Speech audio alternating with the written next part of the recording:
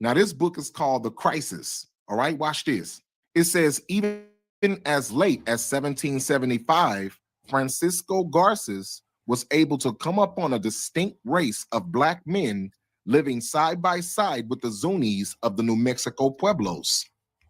He related that the blacks were the first inhabitants of the area, and suffice it to say that the description he gave of them leaves no doubt that they were Negroes. So Francisco Garces said in New Mexico, he came upon a tribe of Negroes, and they were the first inhabitants of that area. Do y'all understand this? And because it kills me how Francisco Garces, he's the one who said that. Okay, now watch this. It says, this observation was made about the same time the French explorer Le Perouse was witnessing a similar phenomenon in California. He also found there a race of blacks whom he immediately denoted as Ethiopians.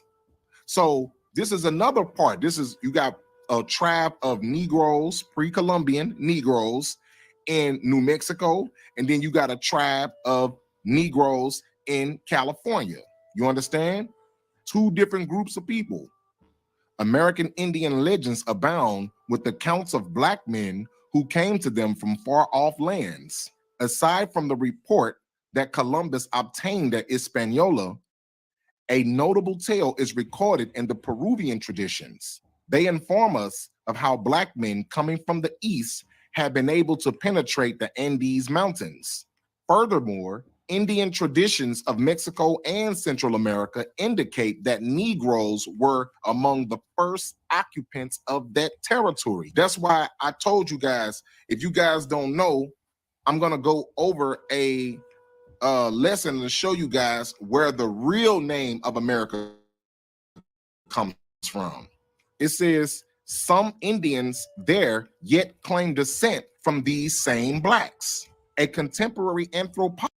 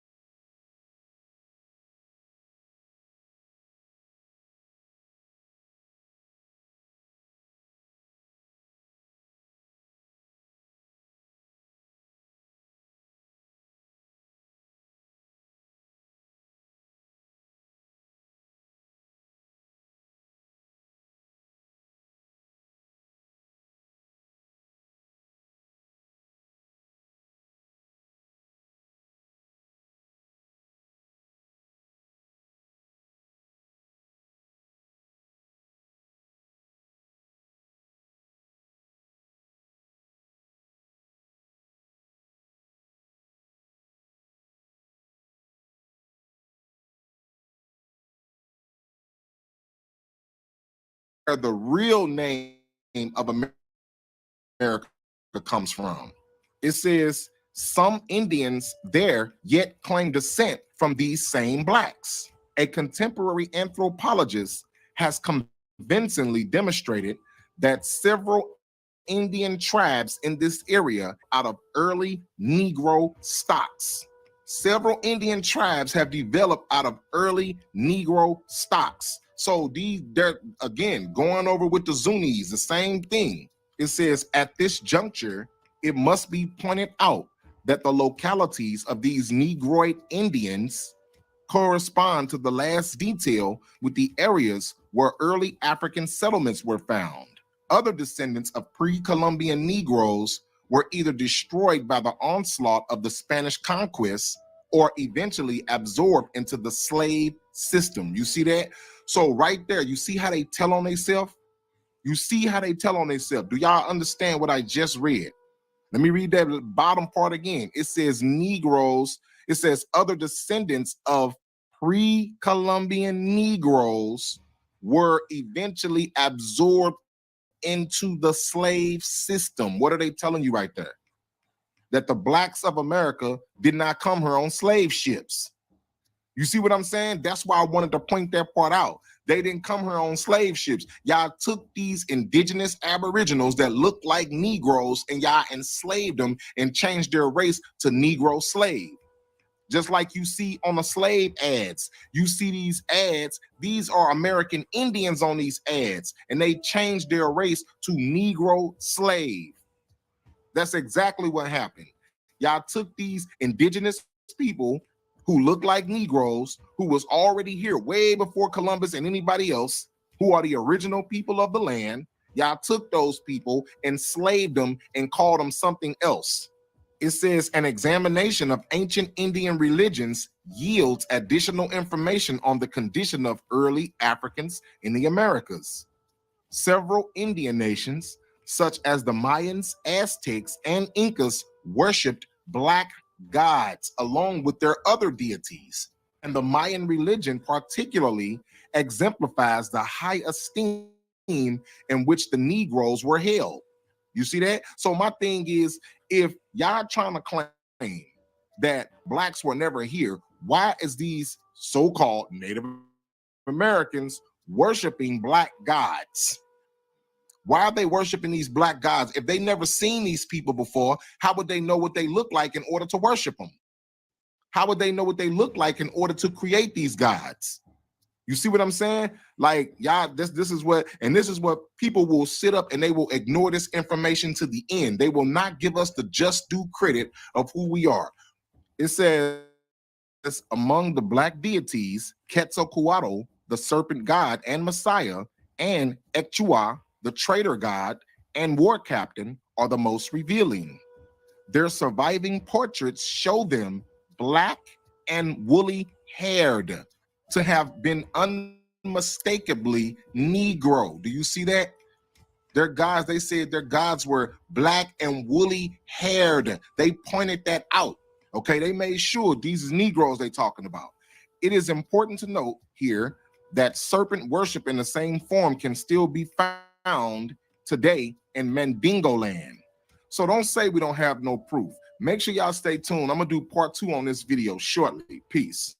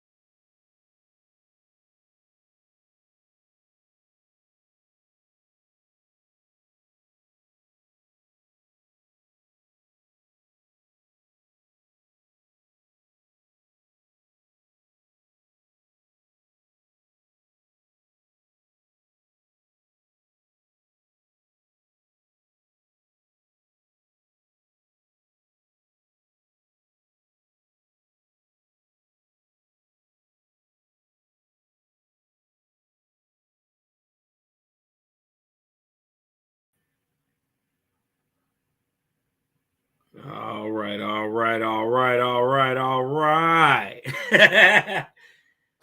Yeah. Cosmonian right back in it, y'all. You dig what I'm talking about? Shout out to everybody who came through, man. Just want to show a little love to the faith that's coming through. Peace to the righteous gods and Nirvanian goddesses on the lookout in the house. Elijah 7. Peace to the righteous God and the Nirvanian goddess Stephanie Randall. Peace to my brother, none other, Prince Judah. That's right. As a matter of fact, peace to all the Essenes and Nazarenes, all the faithists, true Israel. You dig what I'm talking about? I couldn't have set it up no better. Shout to the Nazarene Essene faithists. Shalom, shalom, Sister Alicia Edwards, man.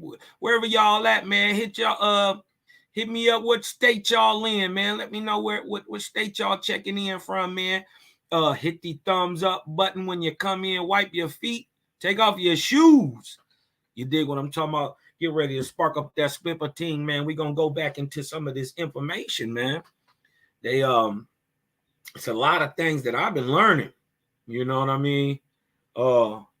I found out not long ago, a few years ago, that the movie Roots, right? Y'all, everybody remember the movie Roots, you know what I mean, with slavery and Kunta Kinte, and you know what I mean? What's your name, boy? Toby. You know. And when I began to balance all balances and check all checks, man, I found out.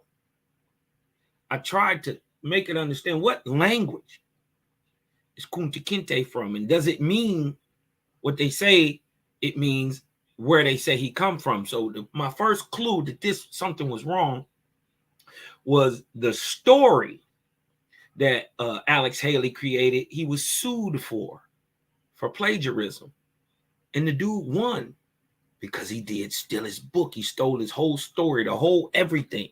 So it was a made up literary invention in the first place. So that gave me a little thing to look at. So I got to really looking. Come to find out, the name Kunta Kinte, right, is not African at all. It's Choctaw. And it's in the Choctaw dictionary, right? So I go in there looking up Kunta Kinte. You dig what I'm talking about? And I think in this one word, it's actually two words. And it's a compound name. It means he who whispers to the beaver, or he who speaks to the beavers. You dig what I'm talking about? It's crazy, man. So Kunta Kinte ain't even African. He Choctaw. Blew my mind. You know what I mean? I was going to talk about something else. I didn't want to really even get into this whole wartime. You know, everybody is playing into that, man. And I'm just not. I'm not going to feed it no energy. You know what I mean? So something told me to just get into my people roots. I go into the chat. You dig what I'm talking about? Shout out my big sister, Tikva. You dig what I'm talking about? Yes, indeed, sister. The creator is undefeated. I go into the chat today. Shout to the gang. You dig what I'm talking about? And my brother Yara Ya had dropped a little nice little PDF in the chat. So I get to looking. Make sure everybody can see that. Mahaya Yashara. Peace, Ima. Professor X. This is Cosmic Kid, right? We gotta get you on the show, Cosmic Kid. You interesting. I heard you on Sonetta. You dig what I'm saying? And you got some interesting concepts on how you see the world. And see, a lot of places will shut what you saying down. You dig what I'm talking about? Over here, we know that they lie about everything. And even in the best lies, there's a line of truth. And Creator has allowed us to seek truth in all things. You dig what I'm talking about? He don't close us off to nothing. So, you know what I mean? You always welcome over here on the platform to bring out your ideas, share what you got going on. You dig what I'm talking about? And you know, I'm not trying to bash you or, you know, even, you know, I just want to see where you're coming from. And if it makes some sense and you got something that I can use, well, guess what I'm going to do? I'm going to apply it. You dig what I'm talking about?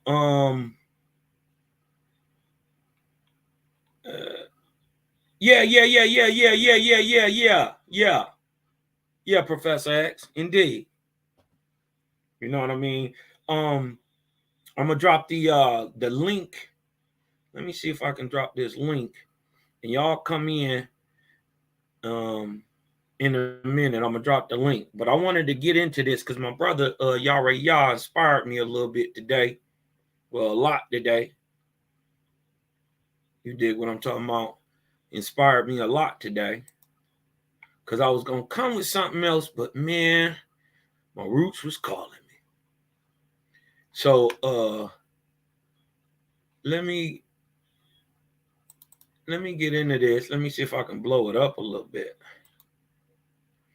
Right? My bro shared this in the chat.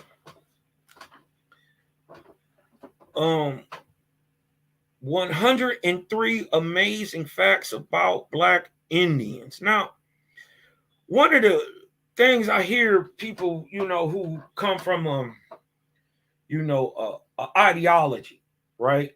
First of all, they want to push their ideology onto everybody, irregardless of how you feel about it or what you know that may be in opposition to their belief, right?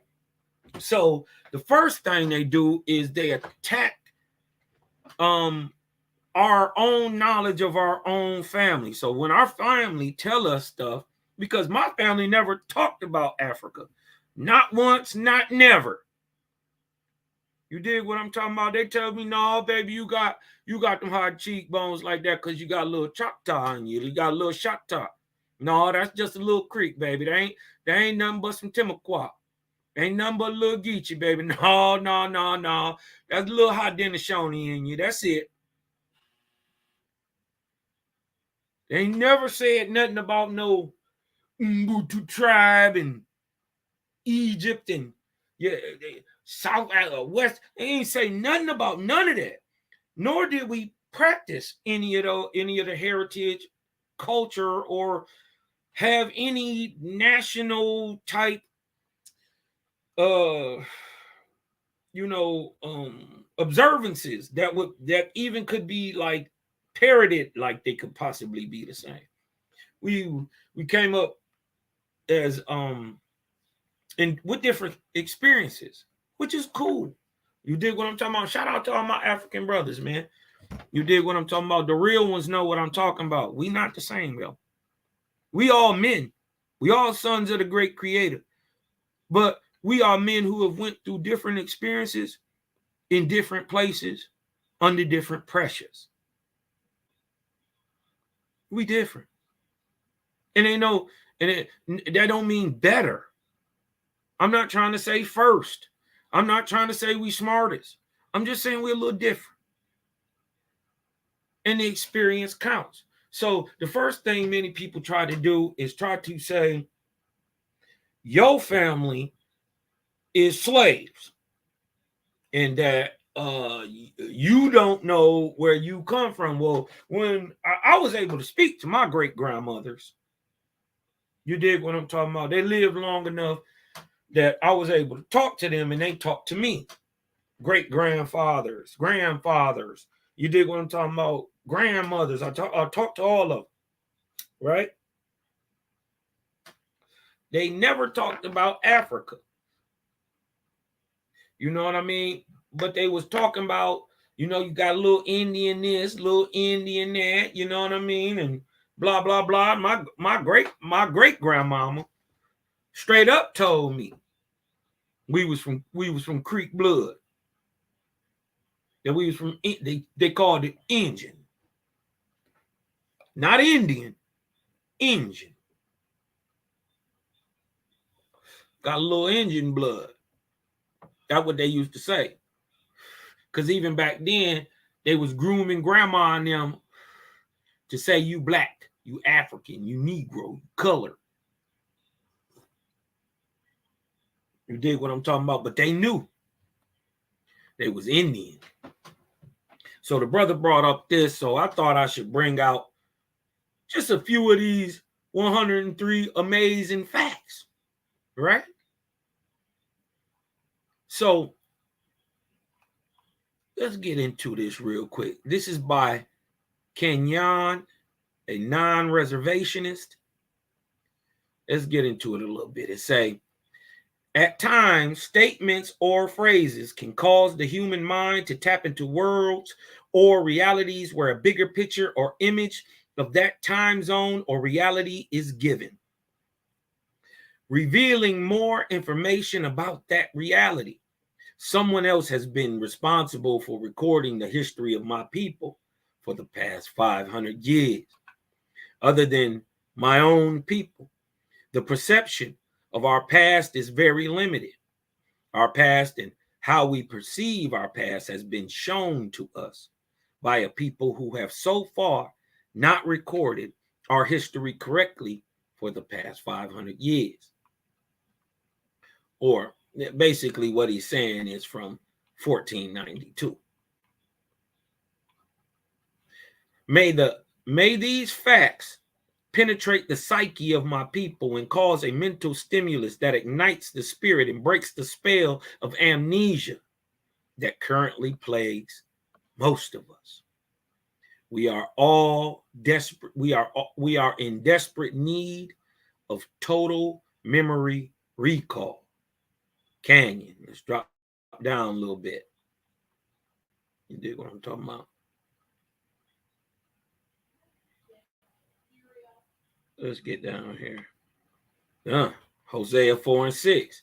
My people are destroyed for a lack of knowledge. Because thou hast rejected knowledge, I shall also reject thee. That thou shalt be no priest to me, seeing thou hast forgotten the law of thy God, I will also forget thy children. Hosea 4 and 6. Now, understand that,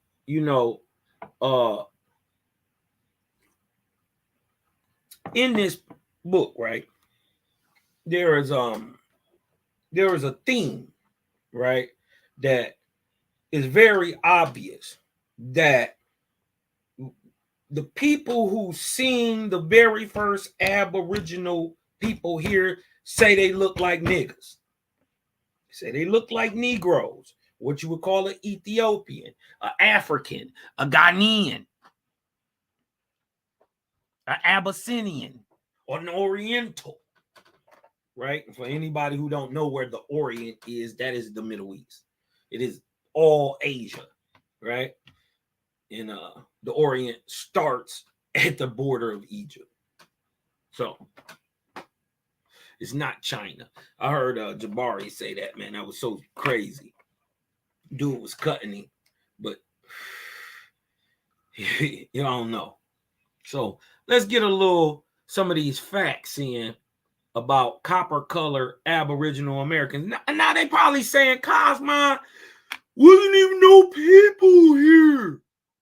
The white man told me that he found this, and we got here with nobody but a couple little Mongoloid Chinese looking niggas over here.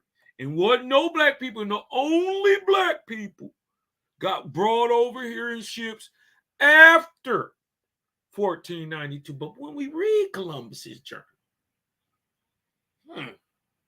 they told us that they got Africans from the coast and brought them here, the dark-skinned people of America. He said that's what they said. But when we read the logs of Columbus, he actually kidnapped and trafficked Tainos to Europe first. Did y'all know that? That the transatlantic slave trade, which I'm not saying didn't happen, you dig what I'm saying? But it didn't happen like they told us it did. That thing started in reverse. Columbus took them to Europe, the Aboriginal Americans. Right? Let's see what they say. It say, let me see if I can blow it up just a little bit for y'all. Black Indians. Now, I know the term black, but we being descriptive and using colloquial terms. You dig what I'm talking about? We know black don't have a standing in law, but we got to make sure we know who we talking about. And when I say, right, or when the book says Native American, right, Indians, right, we're going to look at that term, Native American Indian. Remember that, because niggas don't like to take this term Native American Indian because the Native American today is descended from the European. Anybody can be a Native American. As you see, the people who are Native Americans are not like you. They're not copper colored like the Aboriginal American, who in the 1828 Webster Dictionary, American is denoted as the copper colored tribes found here by Columbus, right?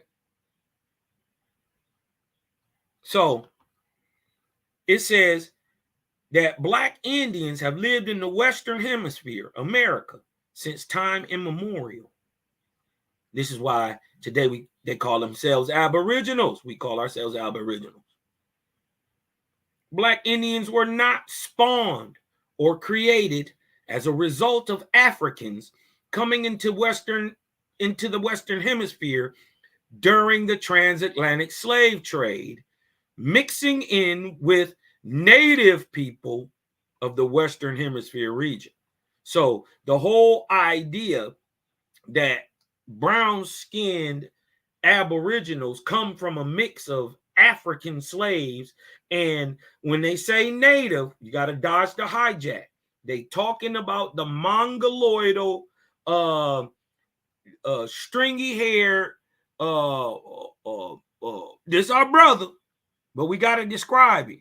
The El Chapo type, the guy who's on the reserve, right? Who comes from Aluit, Inuit, mongoloidal stock, or what we would call in America Iroquois, right? It would be Iroquois, mongoloidal, right? Shout out to my Iroquoian brothers, man. Shout out to the Haudenosaunee. You dig what I'm talking about? To all my Oneida brothers, all my Mohican brothers. You dig what I'm talking about? Shout out to the Mohicans. Shout out to all the Sioux. And primarily, understand that when you saying words like Algonquin, first of all, Algonquin, this is why they always get the Israelites confused with the Aboriginal Americans, and they always try to say the Aboriginal Americans are of the lost 10 tribes. Why? Is because when Columbus first got here, he watched the practice of the Indians when they praise. Now, what you got to understand is what the word Israel even means. It's a compound word of Egyptian etymology, which means praiser of the Great Spirit, right? So it's actually an adjective. It describes what the people did, right, to prove who they are. They were praisers of the Great Spirit. Well, in America, we only got praisers of the Great Spirit. And instead of Israel, it's Ego-Quim in the ancient Algonquin tongue, right? But when that word Ego-Quim in the ancient Algonquin is anglicized, it is now turned to Algonquin. So the praising and the rituals, the rites are the same all across the world for the praisers of the Great Spirit. So this is why when the Hebrew or the man of Shemitic stock says Yahweh, and in America he says Jehovah, it's the same thing. Now we speak in two different languages, but when we get to praising, we really get to showing who is who, right? So, but I know a lot of people saying, man, you can't prove it. But look, I'm not about to fight with you. You dig what I'm talking about? This is what I'm not going to do. Let's find out who is who. Right? And we ain't going to argue about nothing. We just going to show you. Right? We going to show you that the so-called African American, the so-called Negro, the so-called Black of America, the colored man, the Indian untaxed, right? Purported to be an African, right? He was put here by the Creator on purpose. Read it and weep, niggas. Book of the War of the Lords, chapter 25, right? I mean, 21 and 11. And it said, the time shall come when angels and mortals shall know in truth that the Lord God is a false God and a vainglorious usurper. For I will leave one race of Ahuans. Remember, we just seen the Ahuans. Who are the Ahuans? Let's look at them. This is just a general summary of the skin color modes of men on the earth. The Ahuans, everywhere around the world, are copper brown, reddish copper, reddish copper, reddish copper. Already 4,000 BC or 6,000 years before Cosmine. Huh? So we already know who we're talking about. And then look, the one in America is bred from a druk, right? Who is the only one that's black to a reddish copper. Now we got a reddish, brownish copper people today here in America. And look, remember, this is general modes, but this is 300 years before Cosmos. So circa 1550 AD. Look at the color of the man in America. Already, he negroid him. Ain't no dark brown, reddish copper Native Americans. None.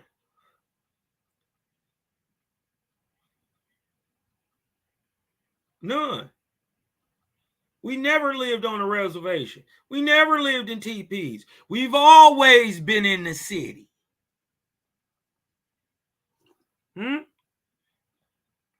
It's only one people who look like this, but let's go. They're going to say, Kyle, man, you lying. You know what I mean?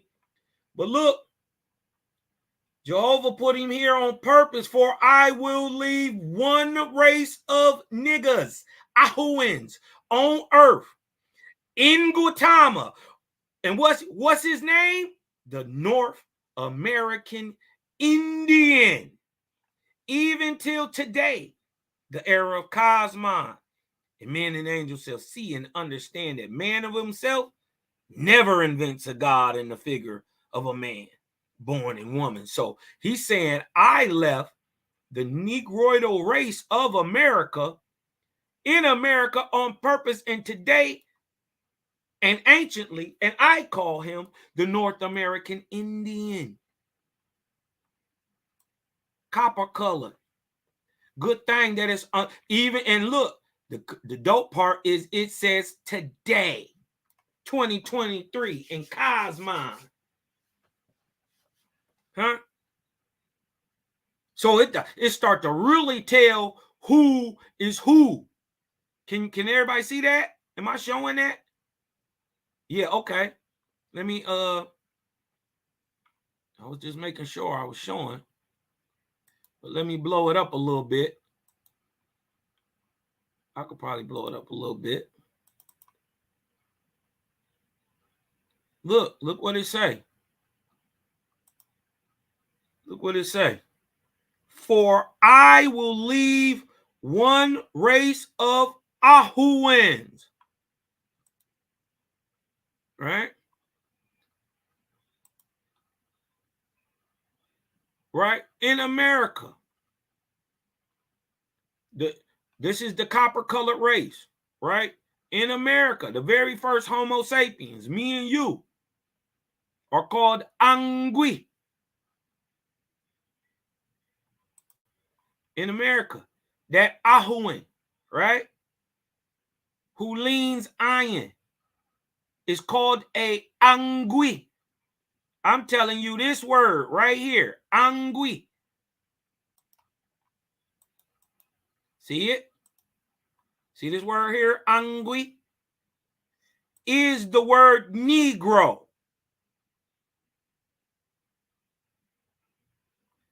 If you move this, see, the double E's, and move the N over here, and move the GWO on the end, Negro. And remember, the Spanish, Portuguese, or Latin tongue doesn't have a W sound. It is a R, double rolling R. We already copper-colored or dark. And since their word for dark is Negro, the Angui becomes Negro. The Angui becomes Negro, becomes Negro. It's the same word because it's describing the same people. But you ain't got to believe me. Fight Jaja. Because look, he say what they look like in 2023. Now, mind you, he describing them from the time of Apollo. This is circa 16353 BC, 16,000 BC. The very first Homo sapiens sapiens, or Angui, upright man. Ang. Ang means man. Whis means upright. Talking. Even if you go to look at the ancient Panic tongue that's in Asia, the man is called an orang patek. Orang. It's the same word. Ang means man, upright and good. Whis. So it should probably come as no surprise to those who really know the story of Adam and Eve. What was Adam's wife's name? Whis. All right, just that was the little. But look, Owaspi described, remember, we talking about, hold on. Who we talking about, Cosmon? We talking about the North American Indian. The iron-leaning Ahuan. Huh? The iron-leaning, copper-colored man of America, the North American Indian, the Angui, the Negro, came suddenly into the world. By the thousands and thousands they came in north, south, east, and west. And look, they describe them. They had long hair. Black. Right? There's a lot of people who had long hair, Cosmon, and they black, Cosmon. And the hair is black, Cosmon. But it ain't coarse. And what it say? Their skin was copper brown. Who? The Aboriginal Native American. I don't like to say native because that confuses the people, because when I say native any other time, I'm talking about the Mongoloid. So the Aboriginal American Indian, his skin is brown, copper colored.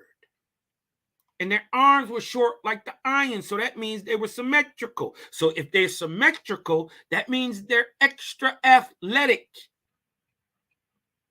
So you got an extra athletic nigga who very proud, right? Who is copper colored, brown, with long black coarse hair. See, the dope thing about that is it's only one people in America that fit that description.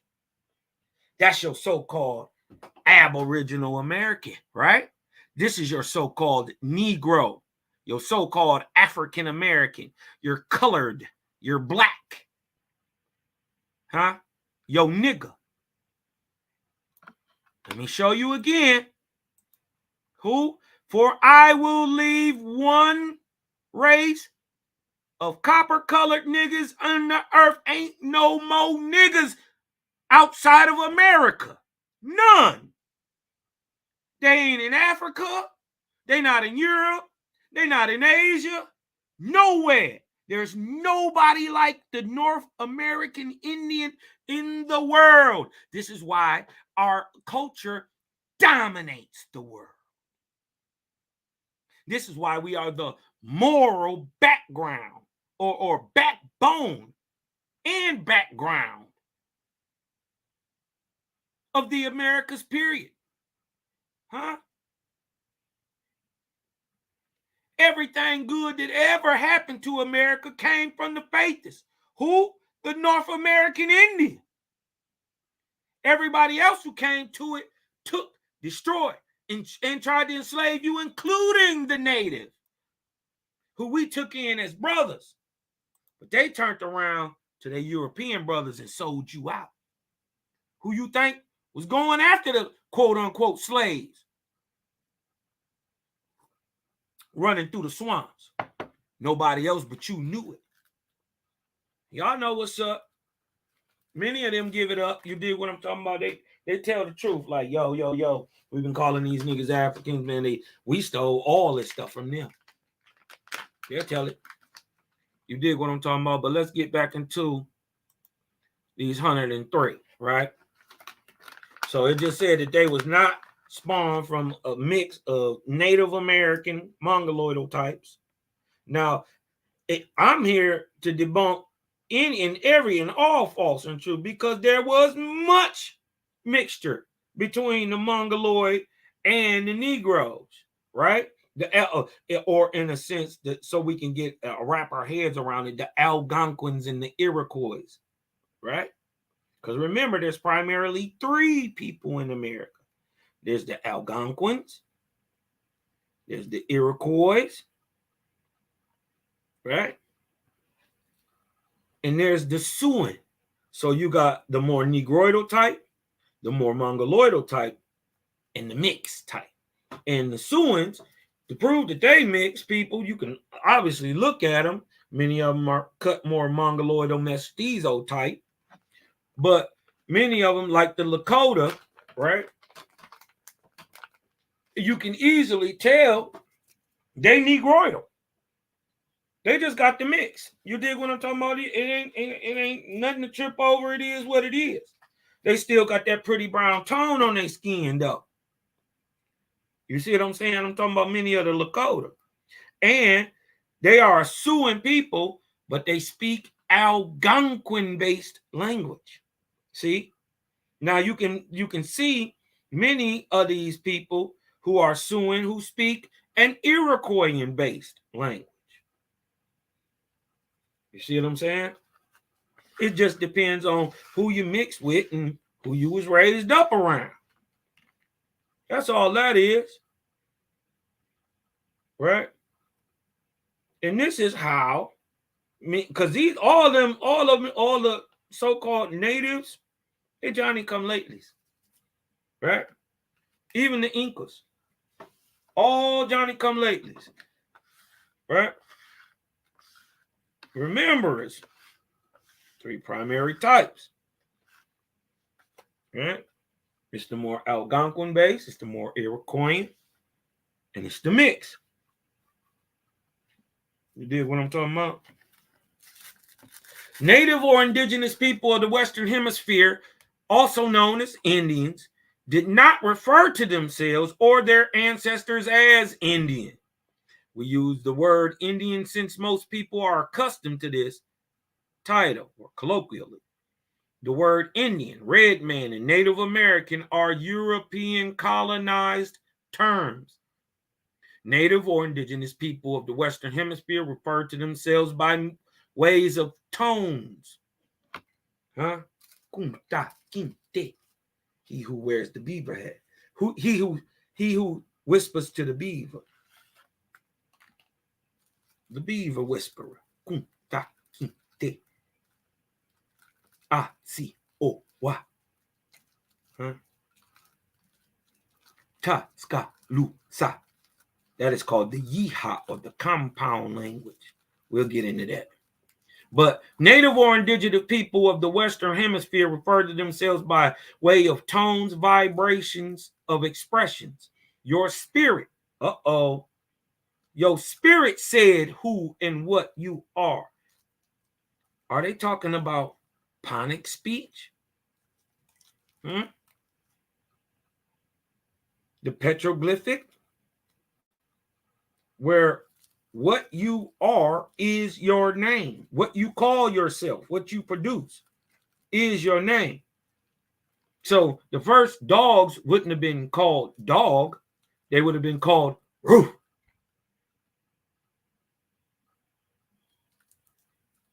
You hear me?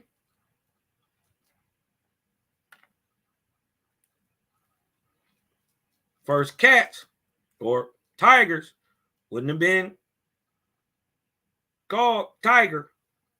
It'd have been called meow. That is called the Ponic language, where everything tells you what it is by what it does and what it produces. Huh?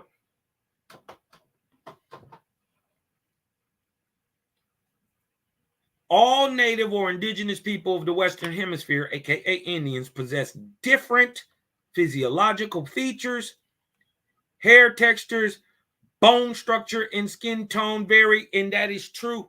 Remember, to the faithists, this place is not, it is now called America, right? It is now called America, but anciently, this wasn't even before Turtle Island, before Amaruca, huh? This is Guatama, the land of the 4 tribes. 4. Huh? I just like to ask you a simple question. What pops out when you mix the 4 major quote-unquote races together? Huh? A nigga. He brown, he copper color, he add mixed. Jaja say in these days, in these days, I'm coming to build a new race. And mine will be of the add mixed races, the best of the best of the best. Right? But remember, the closest to the most add mixed race on the earth in them days was the Guatamian. He had the multiple color skin stocks of the Hamitics. Huh? He had the genetics, same Ahuan genetics you would find in the Negroes of Persia and Shim. He still had the epicanthic fold, or the Chinese eye, right? In Asia, or Yaphet.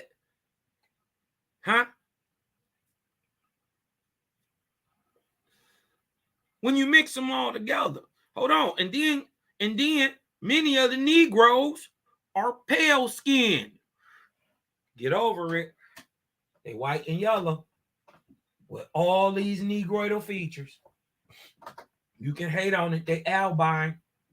And the proof of that is, as a recessive trait, how is it represented in all racial categories? How can a Chinese man produce a albino just like a Black American, just like a Black African, just like a European, just like a Indian, just like a Persian? Just, you see what I'm saying? Everybody does this. How?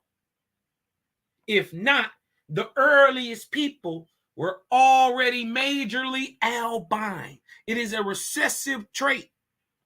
It can't logically be in everybody if at one time during a bottleneck of genetics, right, the majority of people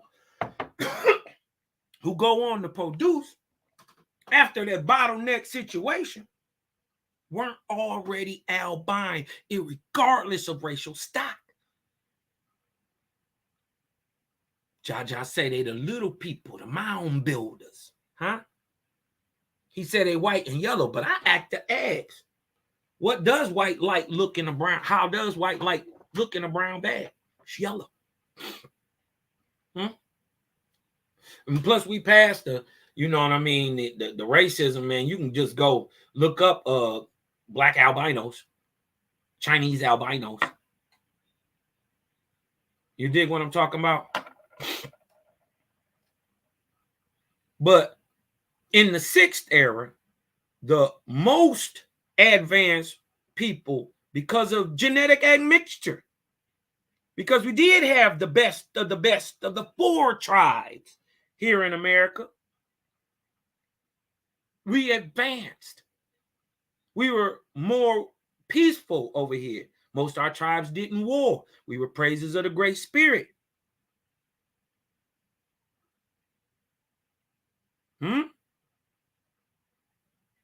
So, yeah, Shorty got that good health. Yeah, you see the Chinese eyes and jet black niggas in America. I know homeboys who cut their hair off in 6 months. He got a head full of dreads again. Huh? That's them iron genetics. That's that good stuff. Huh? The iron leaning gone, or the iron leaning Angui of today, the Angui gone, is today misnomered as a Negro. He is the Aboriginal American. We can't get past this. Right? Let's go look at some more stuff they say. All native or indigenous people of the Western Hemisphere, aka Indians, did not and do not have high cheekbones, slanted eyes, reddish copper color skin, nor straight black hair. Let that sink in. Got to get past the lookership. How many of us got I'm dark. How many of us grandparents, mothers and fathers can pass for white folks? I know I got them all in my family. But they Negroes. And they ain't got no white daddy, no white mama, no none of that. They're just yellow. Huh? How is it that the Negro produces every color, pheno, and phenotype? How is it? From blonde hair, blue eyed, to blue black with the good hair, blue black with the bad hair. The more coarse hair, because ain't no bad hair. They just Jaja made the hair so you could tell who. That's just one way to tell. All native people and indigenous people of the Western Hemisphere did not live in teepees and pueblos. I'm telling you, New York had been here thousands of years. LA had been here thousands of years. Miami had been here thousands of years. Detroit had been here thousands of years. Chicago, you been here thousands of years.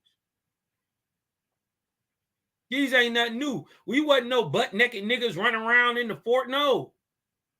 Did y'all know pants were invented in America? The oldest pair of pants ever found in the world, 17,000 years old, were found here in America.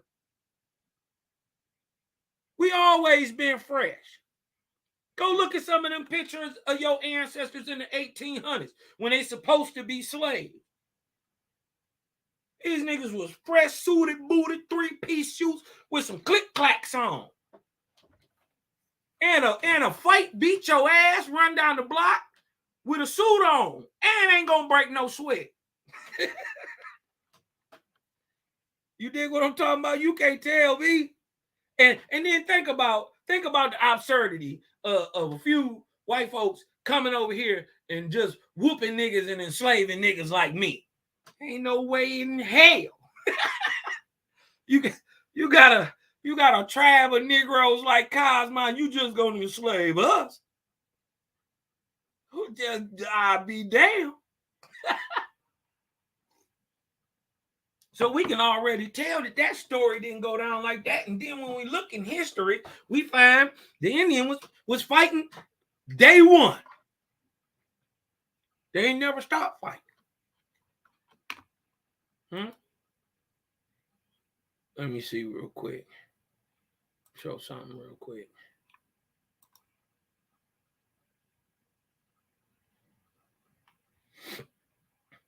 Right.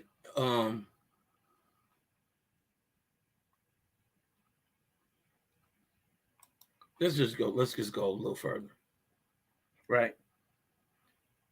It is difficult for society to accept the Black Indian as being native or indigenous to the Western Hemisphere region because society has been brainwashed with fabricated fake images of indigenous people with the Western Hemisphere, aka Indians. Like, let me show y'all.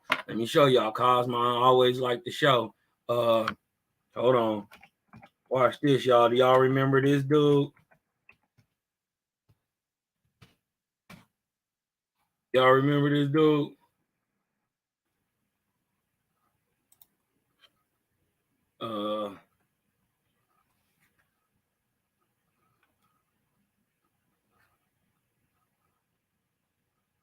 Hold on.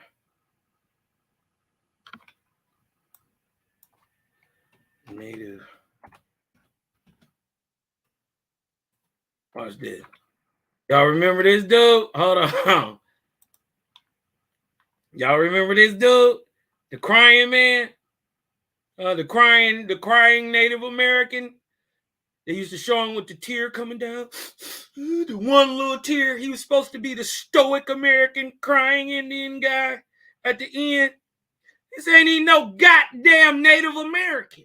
Actually, he is a Native American. But this is an Italian, straight from Europe, an immigrant. But they show us that this is an Indian. This is a white boy from Italy. Iron Eyes Cody, the crying Indian. Y'all remember this guy? Was an American actor of what Italian descent? Y'all think Cosmo be just making this shit up? Who portrayed Native Americans in Hollywood films, famously as Chief Iron Eyes. Huh?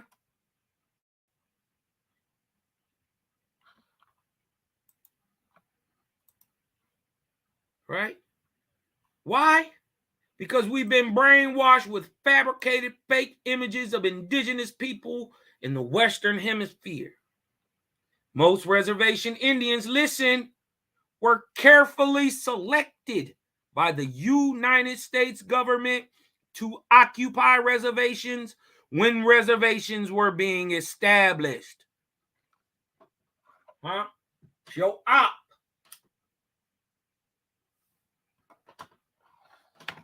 This is why you fought on the side of the South. You wasn't fighting for slavery. You was fighting because you owned the plantation. Huh? This is why they had to tax you out your land. They ain't woe you. This is the Trail of Tears. It was a trail because it was a paper trail that the U.S. government left, right? Because they selected these $5 ass turncoats, right? When the very first Mongoloid got over here from Europe, the very first Eurasian, who are the Mongoloid types we see on the reservations. This ain't no diss. When y'all first got here, when your great-great-grandfathers got here, start the mobbing with the Inca and the Aleuts and the Inuits and all that. My great-grandfathers and them let y'all in here. Y'all didn't even cook y'all food. That's why we called you Iraqi or Iroquois. That's why your real indigenous name is not really Algonquin. You call yourself Haudenosaunee in your tongue, but when you got here, and your overall name, which the world knows you as, is Iroquois, which is French through Algonquin. It means raw meat eater. And when we look at the Mongolian Siberians today, they still raw meat eaters today. Dip right up out to kill the elk, cut his thing open, and be dipping the bread and the meat in the blood raw. They don't even cook it. Aleuts still do the same today. And they all are the same haplogroup Q. Right? And to prove that they not none of the ancients that was here, like the Mayans, right? To prove that they not them. First of all, the Mayans ain't even called the Mayans. Mayans didn't call themselves Mayans. Huh? Do y'all know what the Mayans called themselves? The Aztecs didn't call themselves Aztecs. Huh?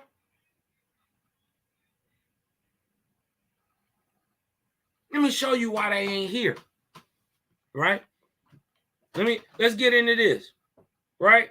I'm gonna read number 9 and we're gonna jump into some more. The United States government, for the most part, selected pale-skinned Indians or Hollywood version Indians to occupy United States government established reservations.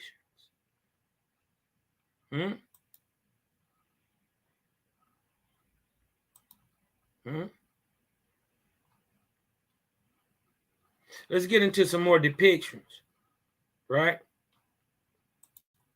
of these Aboriginal Americans, right? Let's blow this up a little bit. See if we can blow it up a little bit. This is a depiction. It says, am I a Negro? A slave? I am an Indian. The white man shall not make me black. Crazy. Look, everything that we've always been called in America. A Negro. A slave. A black. He says, am I an Indian? He asking the question. Here, am I a Negro, a slave? So Negro is slave. It's a type of racial scientific racism. It's a type of typology. There are in truth no Negroes. Right? This is just saying brown people.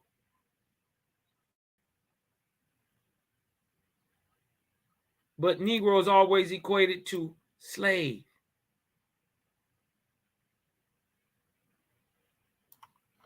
Why it's so powerful is you're going to find out you the Indian. You was put here on purpose by Creator. We got the only book in the world that's saying it. Huh? Y'all wondering when the Aboriginals gonna take over, when they get back in line with the Creator? Your focus ain't right, you can't put it together. Y'all better get you in a wasp and get back in line with the Creator.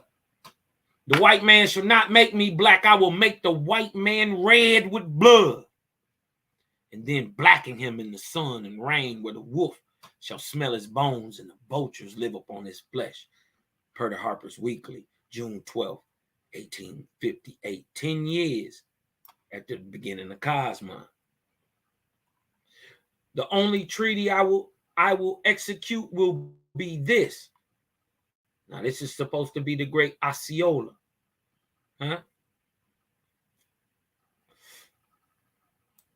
Osceola is Siouan. He mixed. He got the Iroquoian stock and he got the Algonquin stock. Right? But look what he said. With that, Osceola allegedly plunged his knife into the negotiation table, according to some, into the treaty itself. Right? You slave this nigga? No, I doubt it.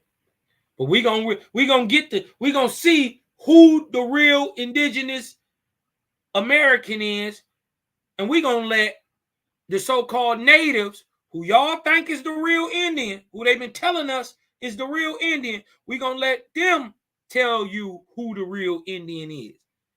We gonna let the fake tell you about the real. Watch this.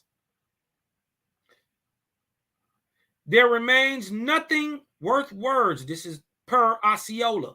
I quote, there remains nothing worth words. If hail rattles, let the flowers be crushed.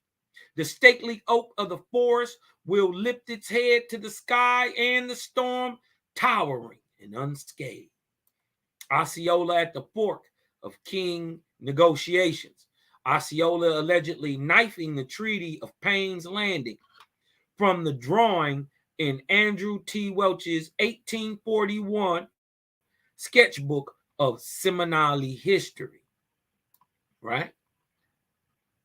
Now, this is Osceola.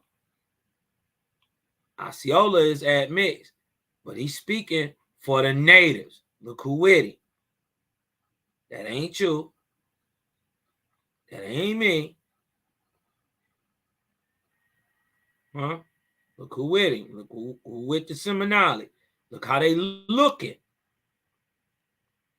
They look humbled down, and you dig what I'm talking about? Dog on his knees. Let's just keep noticing, right? Right? And this is part of the Seminoles. Well, first of all, there are no Seminoles. Let's get that understood. The word Seminole from Cimarron means runaway. Right? So it was already black Indians here before these people got here. Like the Timucua and all that. The Geechee, all down there. All in Florida. Because this is where this is going on at in 1858. Right?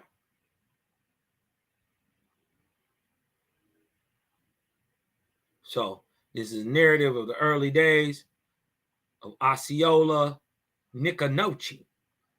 Nicanochi, nigga. Nicanochi. That's crazy. But noticing in Mongoloid. Watch. We just gonna keep watching. But we know he mixed. He come from Algonquin and Siouan stock. The red stick stuff. Watch this. This is Osceola, representation of Osceola. Watch. Keep watching, y'all. This is Osceola. He is partially named after the great Mississippi, which is called Osceola.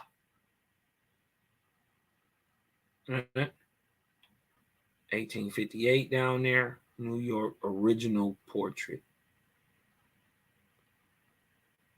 This is Osceola. So you can tell this ain't no copper colored Negro type. This is the Mongoloidal native, right? Check it out. This is Osceola, a leader of some of the Seminoles, right? This is Osceola, Florida, 1838. I said it was 58. It's 38. All right. This is Andrew Jackson. Right?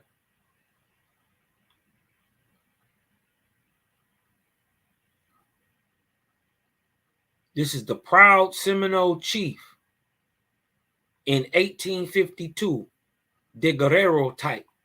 This is Billy Bowlegs. This is one of the Seminoles, right? Some of the runaways, some of the fighters, right? Billy Bowlegs. Remember that name, Billy Bowlegs. You could tell he's mongoloid. This ain't no nigga, right? Now look, this is the proud Seminole chief in this 1852 De Guerrero type is Billy Bowlegs, who took charge of 200 surviving warriors after the 1838 surrender of the Seminole leader Osceola. After a year, see, that's another thing.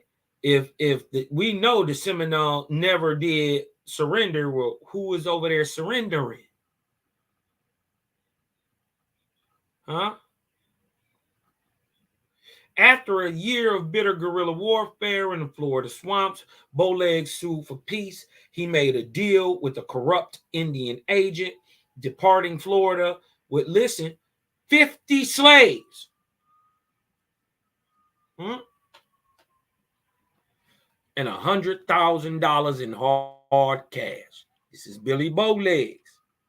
Let's see what Billy Bowlegs talking about. Some of the sources right here. Right? I wish I could turn this sideways because I want to show y'all what the Indians is really doing. What the let me see if I can turn this some type of way.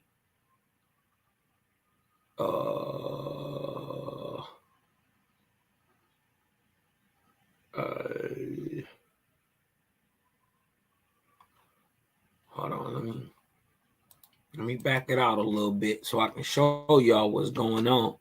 Right now, look what it say. Now, the whole time you supposed to be this nigga slave, right? You weak. You from Africa. You let somebody whoop you in Africa, put you on a boat, take you thousands of miles somewhere else, right? And then you get some courage. You believe that? Because look what was really going on, and look how they depicting the Indians. Watch. This is massacre. It's sideways, y'all. I wish I could turn it the other way. You know what I mean? But I can't get it to do nothing. This was the best way I could get it. It says massacre of the whites by the Indians and blacks in Florida. Look at the Indians. Ain't no difference between these Indians and these niggas. Which one is the slave for real? Because they said it's Indian and black. And look what they're doing. They're killing the white boy right here. Got dog, they scalping cuz. You dig what I'm talking about to cut his hand off. She pleading. You dig what I'm talking about? They about to do like the Israelites do. Deuteronomy 21. We catch you out there. We raping your women, everything going crazy. Look, dog. They giving the English to work, the Spanish to work. America. Look, he got a tomahawk. Which one is the Indian? Right? They got dog. They doing dog dirty right here. She done took the white girl, baby. Look, dog over here pleading like cuz. Look how big dog is. He over here pleading like cuz, don't you ain't even got to do all that. Look, up here, look at the Indian. Look up here. That's it. See the troops? Right? But look at the Indians. What did it say? The above is intended to represent the horrid massacre of the whites in Florida in December 1835, in January, February, March, April 1836. Yeah, these were slaves, huh?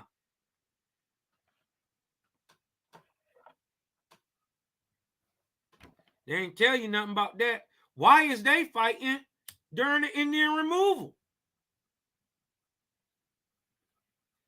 1835, they fighting to remove the Indians off the land. Why is the niggas fighting? And if they slaves, why ain't they fighting on the side of the white man? If we didn't get no freedom till 1865, huh? For the same reason that the American Civil War went on the same exact time for the same exact many years as the Indian Civil War. Did you know that? Did you know that? Near 400, including women and children, fell to the barbarity of the Negroes and the Indians. Watch this. Now, this is Jane Mary Sheldon, one of the refugees from the destruction at St. John River Plantation, describing how she learned of, quote unquote, slave participation. But remember, slaves are your family. This is an indenture term. It's a term of indenture. Right? So they talk about this during this time. This is an eyewitness. Now, first of all, you got to remember, if the niggas who they saying is slaves ain't Indians, how are they even talking to the Indians to do anything? We wouldn't know what the fuck they was talking about, what they was doing, what they was trying to plan. You did nothing. We wouldn't have known nothing. First of all, how did you learn to talk to them? If you a slave and you know nothing, you can't read, you can't write, you can't do nothing. Huh? Remember that.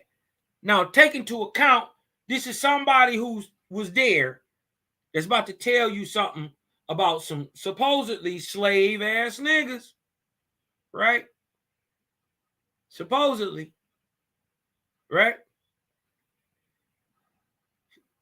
This is dictated by Sheldon in 1890, recalling events from Christmas time, 1835 to 1837. Them niggas fought 2 years. Huh? They didn't go, they wasn't laying down. You wasn't no slave. How could you fight 2 years if you was a slave? If you didn't have land to feed off of? And where did you go in the wintertime? Huh?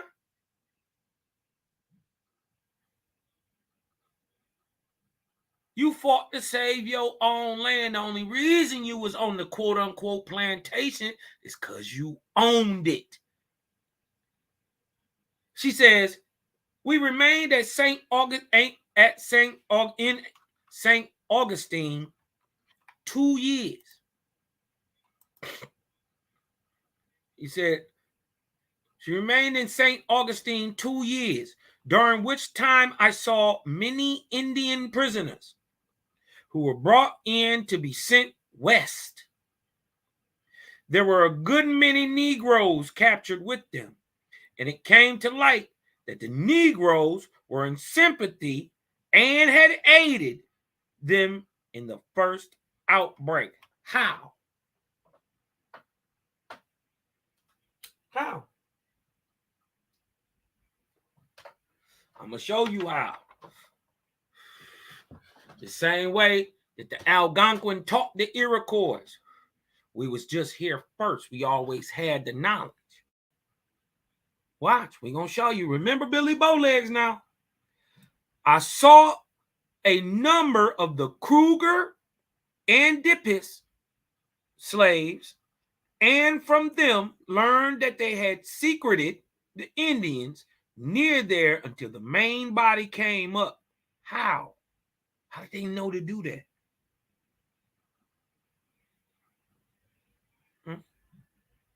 But they were glad enough to get away from the Indians. Listen, as they treated them cruelly. So they making a distinction between the Negroes and these so-called, I ain't gonna use the word Indian, I'm gonna use the word natives for this one. Right?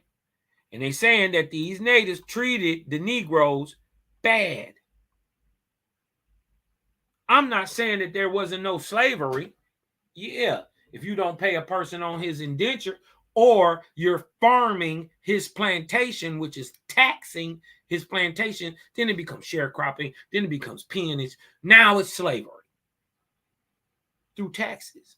See how it happens? Crazy part is we seen our people come up in the Depression in the 1930s. By the 1950s, they was taking grandma and them shit. Why? Taxes. We was losing all that land through taxes and land grabs. Right? Look what it say. Jane Mary, attacks near New Smyrna, 1835 to 1856, Florida Historical Quarterly. The comment is a useful antidote to the slaveholders' claim that their bondsmen were captured by Seminole allies. Bullshit. Sheldon uses tropes, Negroes captured, but clearly states that the plantation slaves were in sympathy.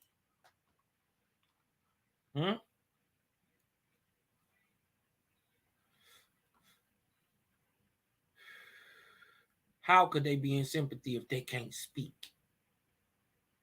Uh-oh. Let me see. Let me jump on this thing real quick before I go a little further, man. If y'all getting a little something out this, hit me with a 1 in the chat, man. Hit me with a 1 in the chat. Okay, I can blow this up a little bit. Blow this up a little bit. And blow it up. Okay. Oop.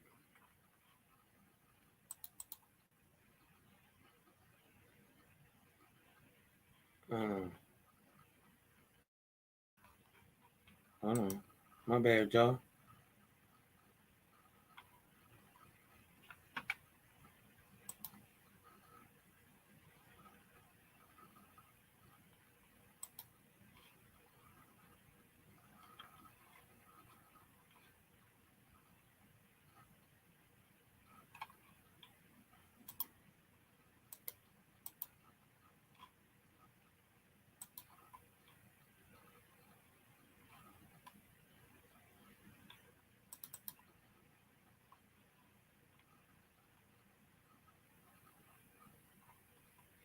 Make sure everybody can see that.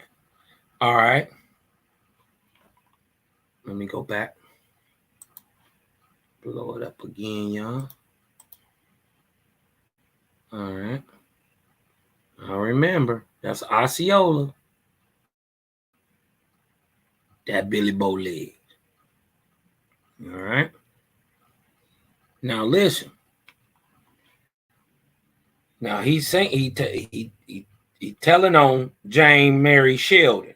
He's saying she used a trope that the Negroes were captured, but clearly states that the plantation slaves were in sympathy with the Seminole allies and conspired with them in the outbreak of war. And she cites this as commonplace knowledge at the time. The word on the street, not the official story, on the slaves claiming to have been mistreated by the Seminoles. Huh? From johnhorse.com. Right? Florida Conservation. Now this is Park Ranger Bob Rabug dressed as a second Seminole War soldier at Hillsborough River, they would have been coming to kill the natives and you. Right? Now, this is November 17th, 1837.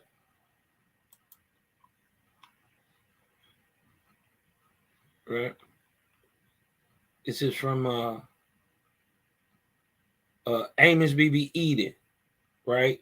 A soldier's journal of the Second Seminole War. November 1837, November 17th, 1837. One mistake committed in the preparations and arrangements for the campaign is, now this is during the American Indian War. You dig what I'm talking about? 1830s, which is going to be pretty much put down in 1838. And the people are going to go into the Trail of Tears. Right? This is November 1837. One mistake committed in the preparations and arrangements for the present campaign is leaving the incipient contracts, hiring of steamboats, transports, and to young and comparatively inexperienced officers, and the not sending those of more experience into the country to conduct the affairs of the War Department until just at the opening of the campaign, when it is too late to dock the evil or dock the evils consequent upon this course. The very best QMs in the whole army should have been on the ground to lay the groundwork of all the arrangements of that all-important department. Excuse me. Get back over here. Oh, my bad. I'll get back. Okay. As an instance of showing the evils of the short-sightedness of the plans, look at the hiring of transports, steamboats in the Gulf of Mexico, and the most enormous cost of stores obtained and brought to Tampa by the mode of transporting. This steamboat chairman has been employed by the department about 2 months at $150 per diem. About the only service she has rendered during that time is she has made one trip to the Suwannee River and brought to Tampa Bay 35 B, making the cost of blank per pound $6.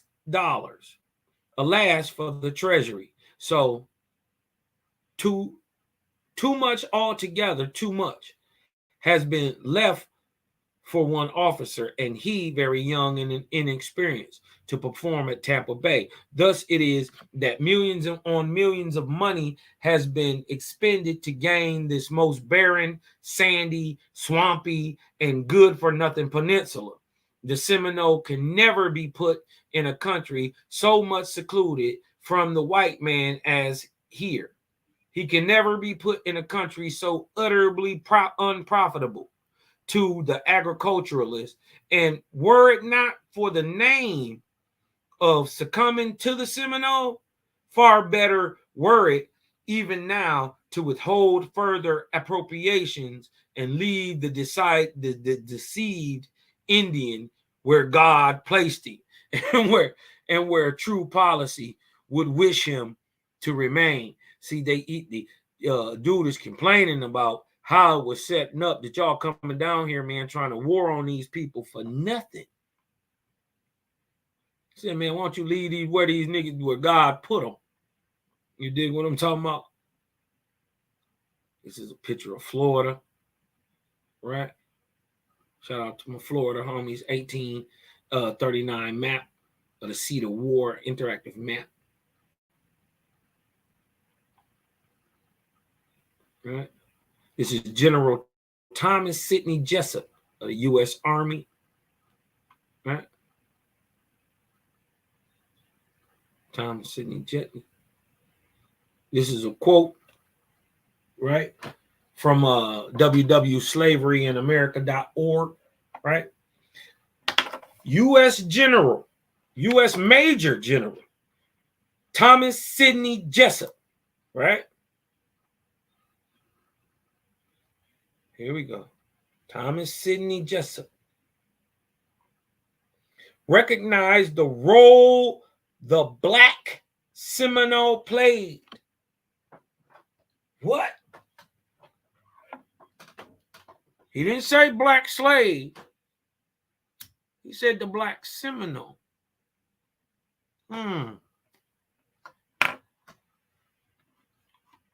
The U.S. Major General Thomas Sidney Jessup recognized the role of the Black Seminole played. He declared in 1836, throughout my operations, I found the Negroes, I found the Negroes the most active and determined warriors. and during my conference with the Indian chiefs, I ascertained that they, the Negroes, an almost controlling influence over them. Who? The Negroes controlled the natives. The Black Seminoles ran the other Seminoles. Well, listen, this is Major General Thomas Sidney Jessup. He ain't about to make a cross decision in the face of war. He looking at this man. He looking at the situation. He weighing it up because he trying to win in the end of the day. He said, throughout my operations, I found the Negroes the most active and determined warriors. And during my conference with the Indians or the natives, right, to separate them from the Mongoloid chiefs and the Black chiefs, right, I ascertained that they, the Black Seminole, exercised an almost controlling influence over the Indian chiefs. This you may be assured. He's saying that the niggas run the natives.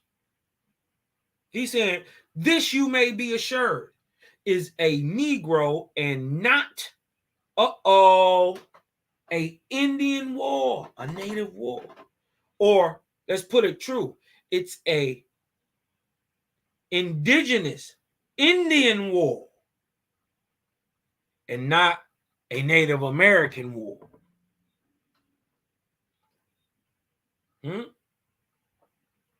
Indian is a term you had never called yourself. Just another term put on you. But we got to keep them all together because you called our people these things at certain points in times in history. You dig what I'm talking about? So he says, this you may be assured is a Negro and not an Indian war. What do you mean if they Seminoles? And if it be not speedily put down, the South will feel the effects of it before next season. Huh? They keep trying to tell you was a weak slave on these plantations. But every time we look back and look in our generations, we see people in the war fighting. It is what it is. It's better to die than to live on your knees, I think. And I know my ancestors believe that way. So how you gonna slave a whole nation of niggas? Like, it's not gonna happen. Right? Because what? The Negro, this is a Negro. This is during the American Indian War. The head Major General said this is a Negro war. How? If the Negro ain't the Indian. Huh?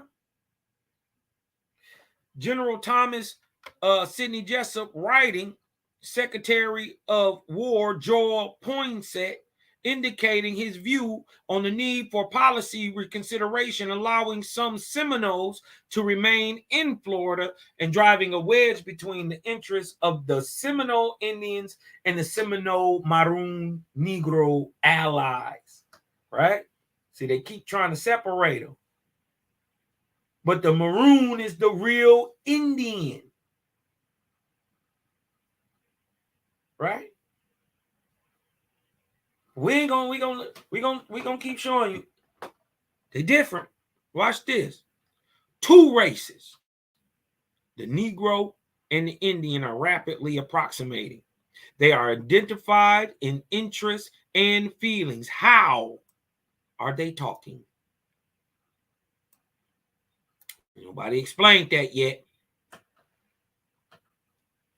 If you're supposed to be this slave, you don't know nothing. You're just a Jethro way step down step and bet your ass nigga.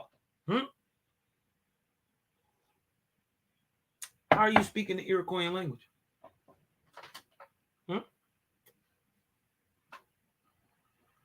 How are you rapidly approximating? You think we was just some slaves? No. He said there are two of them. Two what? A Negro Indian and an Indian Indian. A Mongoloid Indian and a Negro Indian. It's two of them. They're the same thing. Seminole. They are identified in interests and feelings. And I have ascertained that at the Battle of Wahoo, a Negro, the property of a Florida planter, right, who many times was a Negro too. Don't let that get past you.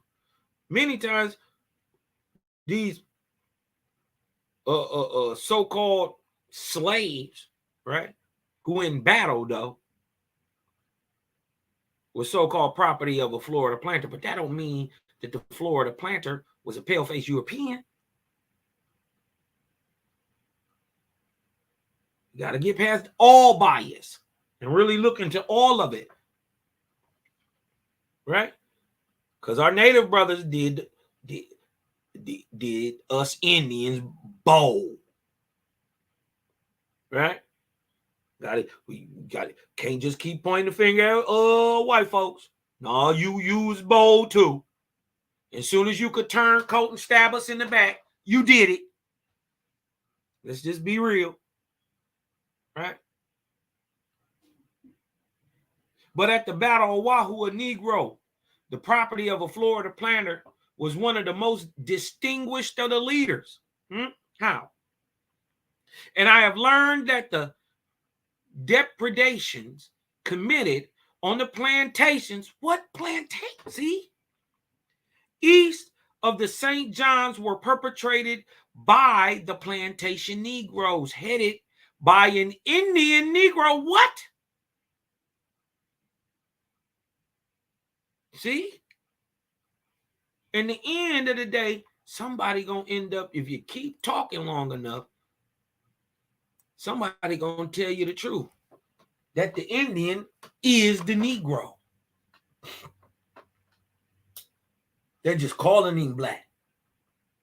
Remember, black is a tax status, just like white is a tax status. Let's get this understood, that there were no white people on the entire planet, nowhere, anywhere in the world before 1681, after Bacon's Rebellion. It's a social construct. It's a tax ID. And it declares who you praise. Because white, in a sense, means European and Christian and has nothing. It means dissentable. It means you're not black. Or you did what I'm talking about. You are hence civilized.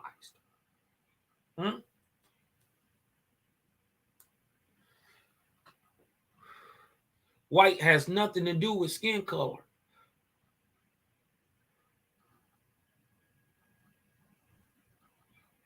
Because we see right here that what the Indian, an Indian Negro, the Negro is the Indian. We already seen that. Jaja left him here. If you got a problem with that, take that up with the creator. He texting me about it. Go in there and do your little genetic work and prove it ain't true.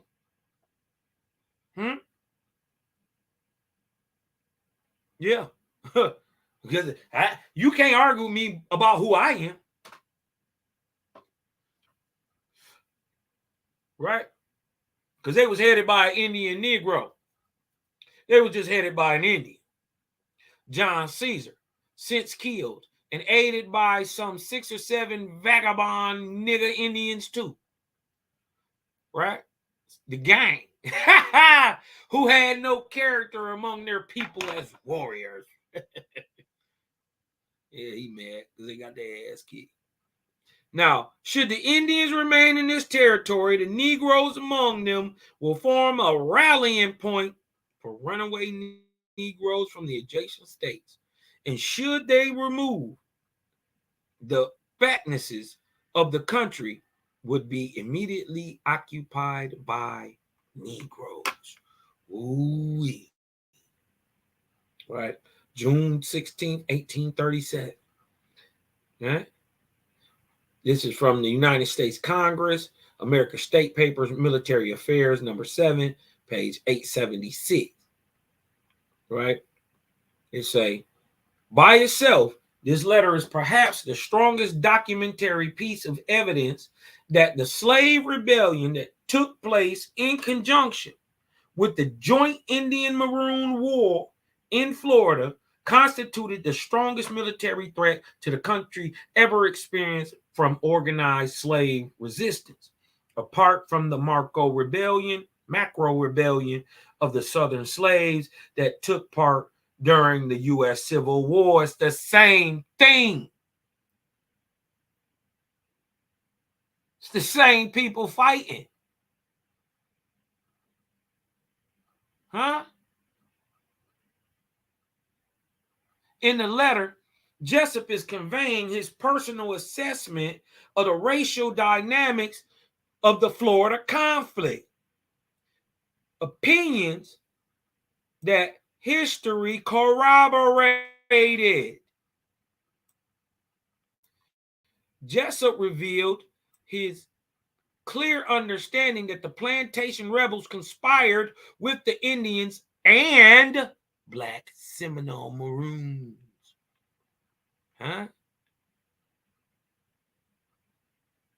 Who the real Indian? Is the reason that the so-called plantation rebel can speak to the Indians is because the Indians is really Black Seminole Maroons.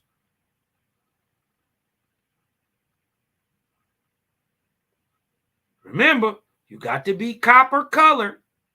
You got to have long, black, coarse nigger hair. You got to be a good dancer with some rhythm. You can shoot that ball. You shoot that bow and arrow, you sure can run fast. You got to be high-raised and spiritual people. Huh?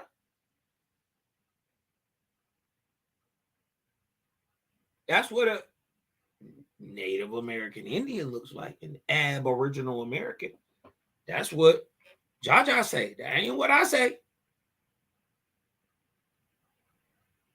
Huh? It's not what I'm saying. What do you say? For I will leave one race of the copper-colored niggas on earth. Not just on, he say on earth. But then he go on to tell you again where he left them.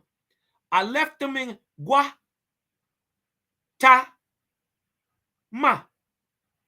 or the land of the 4 tribes. And I called these Ahuans, these copper-colored brown folks, right? Let's see what they look like. They had long hair, black and coarse, with brown, copper-colored skin. Huh? And Jaja say, I'm going to leave him here on purpose. He is the North American Indian. It's only one in America that fit that description. See how deep the lie is? Watch this. Let me show you. Let me show you why they always get it mixed up. Right.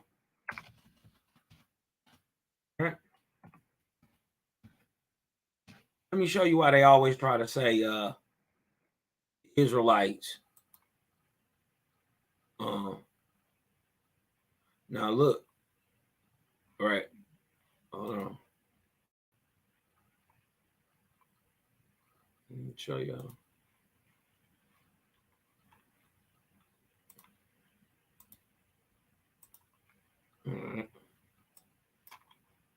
Kendrick.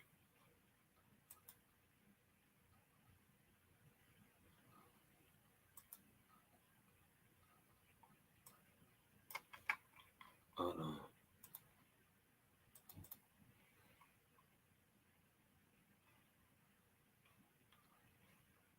One second, y'all. As a matter of fact, let me go grab something to drink, man. I'm gonna turn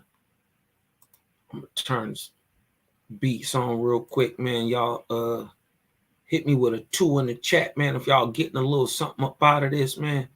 Let your boy Cosmo. How you feeling tonight? Hit me with a 2 in the chat, y'all getting something up out of this. Hey.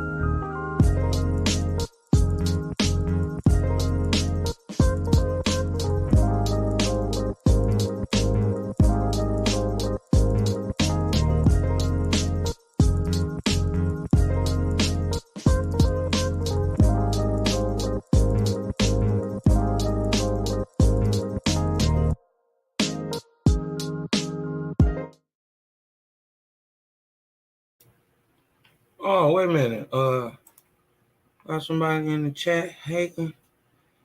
I don't care either way. What is he saying?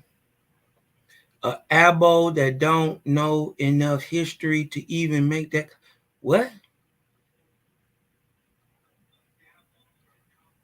all the Indians up and down the East Coast are Algonquins. So what? Ain't nobody didn't say they were. So it's still niggas.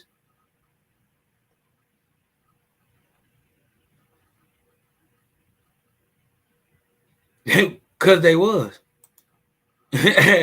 Are you stupid? There's two different people. You admitting that there's two different people. Right? It's still man, here. Drop the link, man. If you wanna get some smoke, hold on.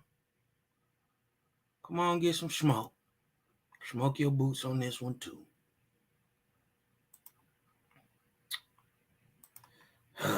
This is stupid. Because really, you can't debate me. How you gonna tell me who I am? You dig what I'm talking about? How you gonna tell me who I am? And let me show you why they always try. While I'm waiting on Dog to hit that link. Hit that link. Dig what I'm talking about? There you go. Here you come. Yo.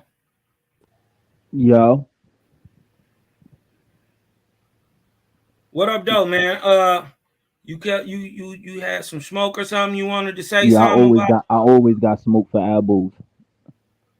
You got smoke for elbows. Yeah, always. Okay. All right. That's cool. What is your name? Where are you from? My name on the screen, my name's Shy, and I'm from Jersey. You from Jersey? Yep. Okay. Where are you from, Shy? What are you up here to try to prove? Well, I don't gotta prove it. You kind of proved it about 45 minutes ago when you were talking about the Seminoles. You had an Indian up there that was a Seminole, and you said out your own mouth that he wasn't black. You said that, and that was in the 1800s. And on top of that, your article clearly said that the Indians and blacks attacked the Europeans. Yeah, right? But it also said that the blacks was Indians. Do you know how black people became a part of the Seminoles? Do you know that? They didn't have to become a part. Yes, they did. Do you know? No, they didn't. All right. Seminole is first of all, do you know what Seminole means? What's a black Seminole? There are no black Seminoles. How you going? This is what I'm trying to tell you. Seminoles? This is what I'm trying to tell you. This is what I be talking about. Y'all don't even know enough. Listen, bro. Listen. You gotta have a little decorum. You gotta have a little decorum. There are no such thing as black people. Please tell me you're smarter than that. I'm not gonna play these word games with you. All right, you know, then stop talking about their black Indians. Hold on. We know we're talking about in colloquial senses. We're just talking about how the people look. Right? So even if we're talking about how the people look, the copper-colored American doesn't look like the copper-colored African. Wait. I got you. You all right? So let's just go off lookership because that's y'all thing. Y'all like to go off. No, it's not lookership. Oh, I got you. Let me respond to you, brother. Let me respond to you. Know what is a Negro? I got you. Let me respond to you. Let me respond to you because you just killed your own argument. Because you tried to play the word game with the black thing. Now you want to do lookership. So let me show you how you killed your own argument with lookership. Because again, just 45 minutes ago, you showed a Seminole and you clearly said he wasn't black. That's what you said. You said that. You know, like I know that man. What is your point? My point is, stop. You up here trying to equate that these two people are the same and they not. They're not. Okay, what is? Listen. You just said that. Now, hold on. You got to be quiet for a second. So I'm about to teach you something. Because these people who are being called Seminole or Cimarron or Runaway, right, are being called the title that they don't call themselves. This is what you got to understand, bro.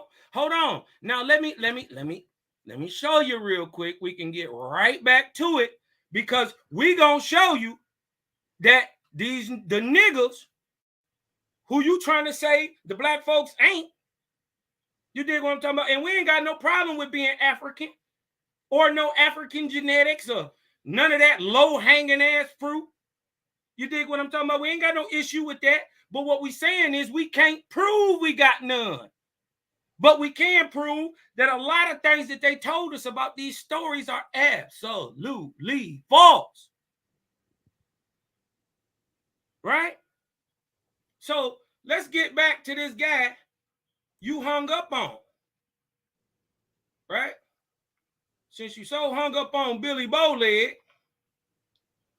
right? Since you hung up on him, right?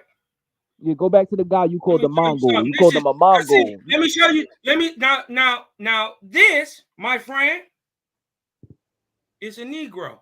No, go back to the picture where you called the Seminole guy a Mongol. Go back to that picture. Yeah, that's a Mongoloid. Absolutely. Why was you showing a Mongoloid Seminole in the 1800s and saying he wasn't black? He's not. Why did you show that? He's not. He's not black, right? No. So, and then you proceeded to show an article that said the Indians and the blacks. Who the fuck are the black people? Because they clearly ain't Seminoles. Aboriginals. They clearly ain't Indians. They clearly are Indians. How are they? Well, so why did they make a distinction? Anywhere else? Why did the article make a distinction, smart guy? Because there is a immigrant who is called a native, and the Aboriginal who is called Negro. There's two different people. Your article said Indians and black. What are you talking about? Listen. You don't listen. You don't listen because no, you all over the place. I hope your chat see how you all over the place. No, I'm not. Your article said Indians and blacks. Who are the blacks? He is the Aboriginal. You said what? The blacks with the blacks with the Negro is Aboriginals? the Aboriginal. The blacks with the Aboriginals. That's what you're saying. Yes. So Indians own Aboriginals. Indian is just a term that our people was called. We never called ourselves that. It said Indian and black, a distinction, and black, two groups. No, it didn't. It said they were the same thing. No, they were the article said when you show. Yo, I hope your chat hear you, bro. It said Indian and black. Because you sound crazy. No, you sound crazy. I saw what your article said. Crazy, look, nah, right you're lying now. I got you lying.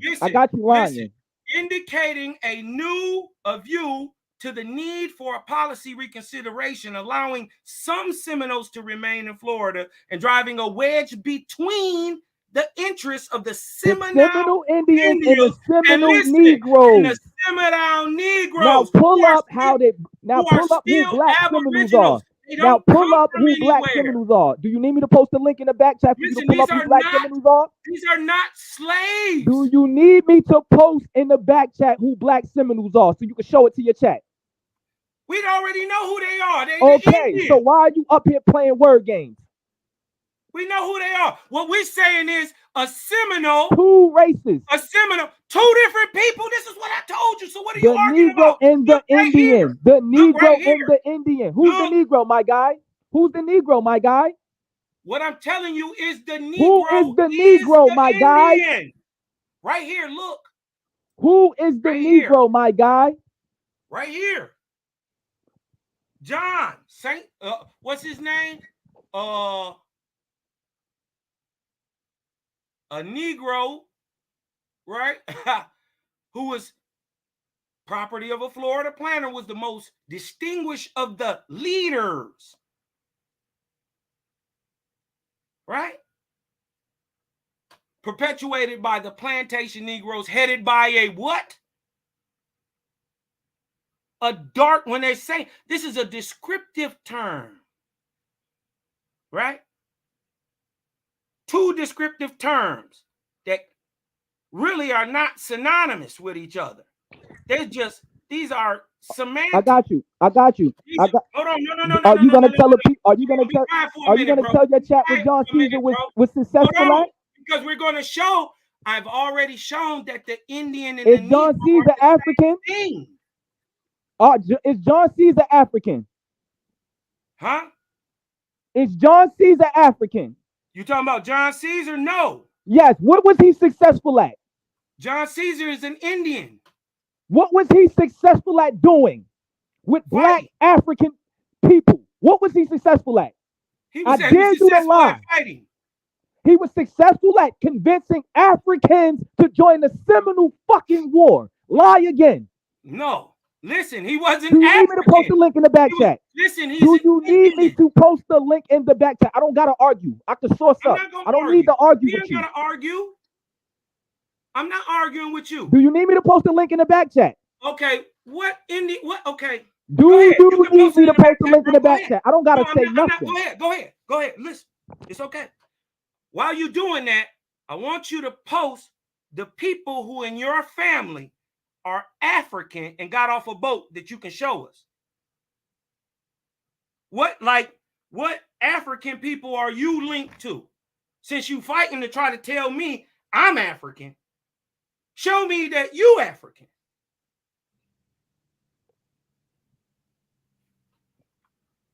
Go ahead and do that for us. I Since got you're trying you to running make me, now, don't I? I'm not. Hold on, I got you. Majority again. This is how this is the sad part because y'all want to do this cherry picking information grabbing as if y'all don't see in all the documents that majority of the black people that was coming over here in the 1700s, 1800s was all African slaves coming through by way of the Caribbeans or South America. Y'all act like y'all don't see this When? stuff. Y'all see it. What Hold on, I year? got you. I'll let you talk. What I'll let year? you talk. I'll let you No, talk. I know. I let Half you the people, talk. hold on, let Hold me on. land. Half What- the just- people you Just talking answer about. this question before you go on. What year did these African slaves start coming here? They've been coming here since the 1500s. Not When? in mass and bulk. What Hold on, year? let I'm me just answer asking you, a year. brother. You keep Because, see, you talking. can't talk Let to me us about answer you. history if you Let me can't put a answer thing you. on a timeline. You keep talking and you not letting me answer you. They've been coming here since the 1500s.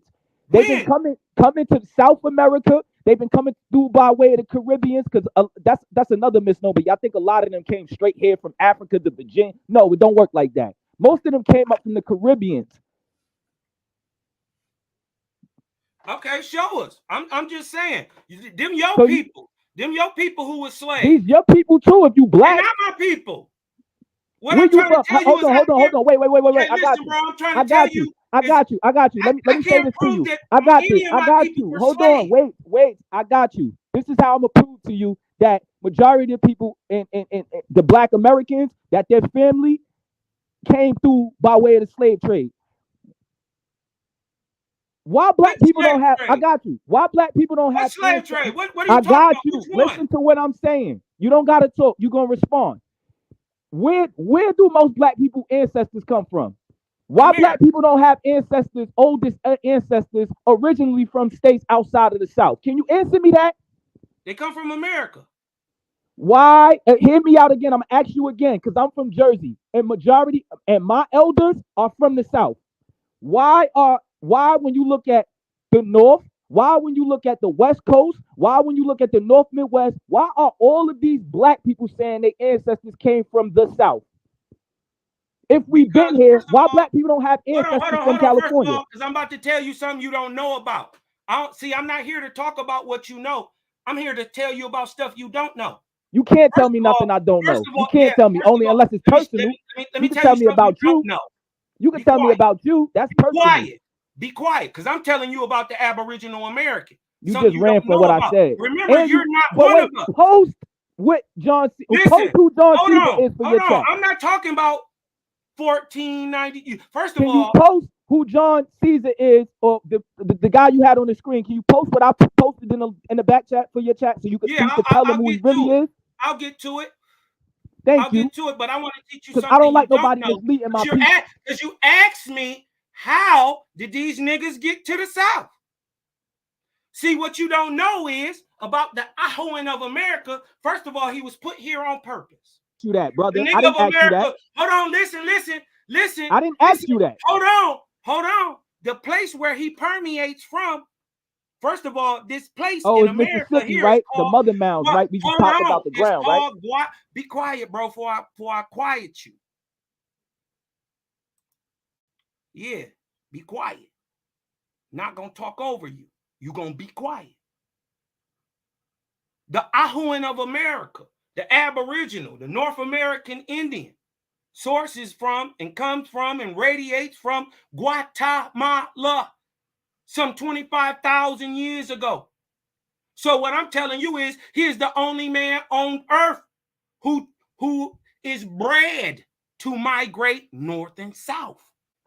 I'm So out, when you bro. see, so when you hold on, so this is why you see in the earlier states, the Negroes is right in the middle of America, right in Mesoamerica. The whole Olmecs, this whole so-called Mayans, the whole so-called Toltec, the whole so-called Potbelly. Checkmate. These are all Negroidal people. Right, checkmate. I'm out, bro. Yeah, right. Bust up. You can have you can have the lies, Yeah, bro. I'm not. you already. nothing. I already exposed how you really don't even know what you're talking about. Yeah, right. You don't. You don't, bro. That you don't You know all what over you're the place. talking about. You all you don't over the even place, know bro. what the Negro of America you all over is. the place. You I'm not all over the place. So I'm all right, so cool. Look. And it's above your pay grade. Look. You got ancestry in Guatemala. Hold on. What you saying, Guatemala? Hold on. Be quiet. Right? Because I asked you to show me one of your ancestors got off a boat from Africa. Right? I don't gotta show you the exact person, but I can tell you where my family's from. Bro. You gotta be quiet for a minute. No, I'm gonna answer your question.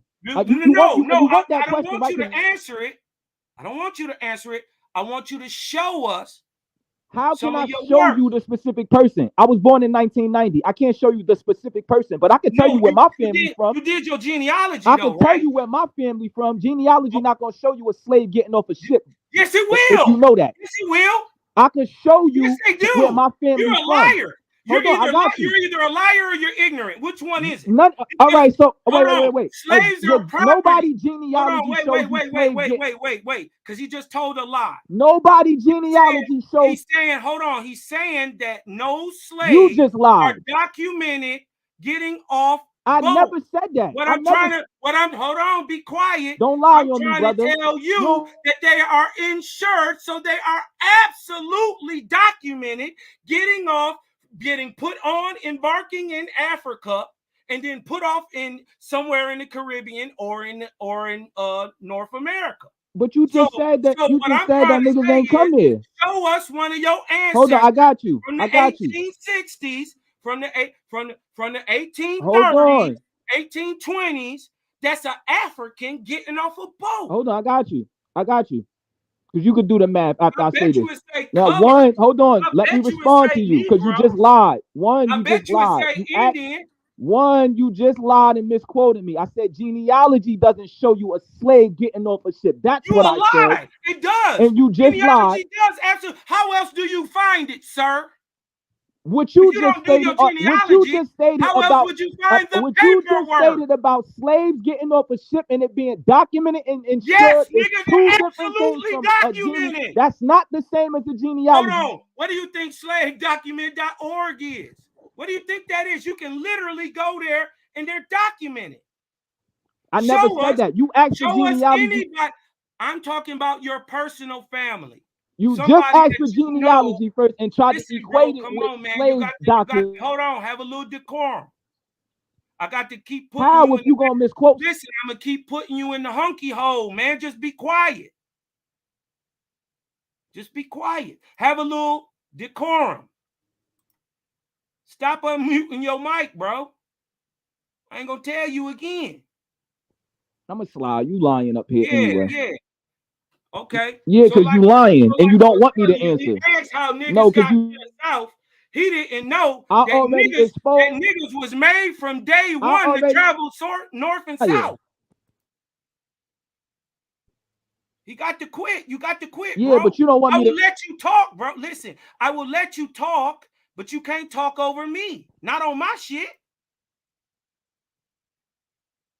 Not on my shit. Now go ahead.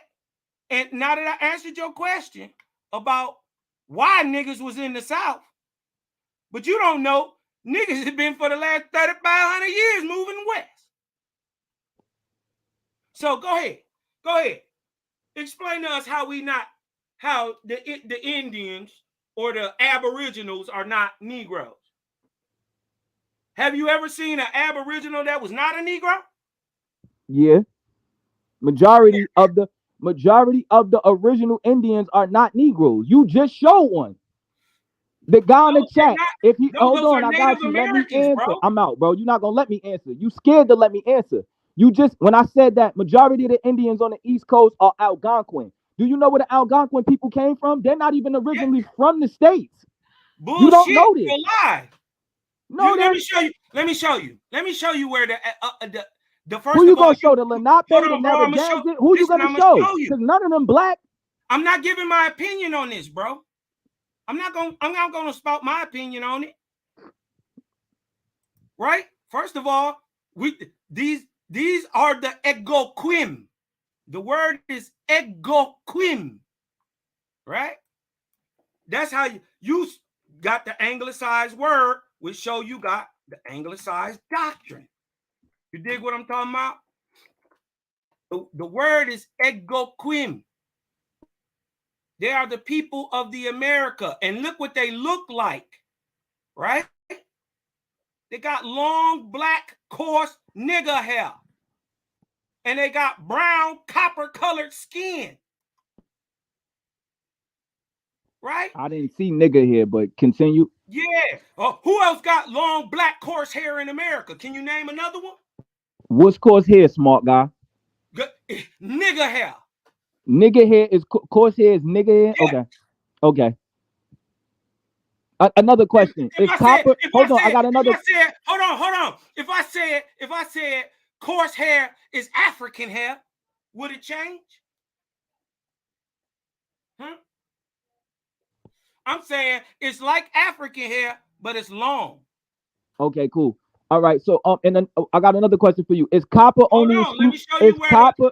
Hold on, bro. Is copper? Wait. You got 1,000 questions. You all over the place. Can we stand on one thing? You don't know what an Algonquin is. You running and jumping all over the place.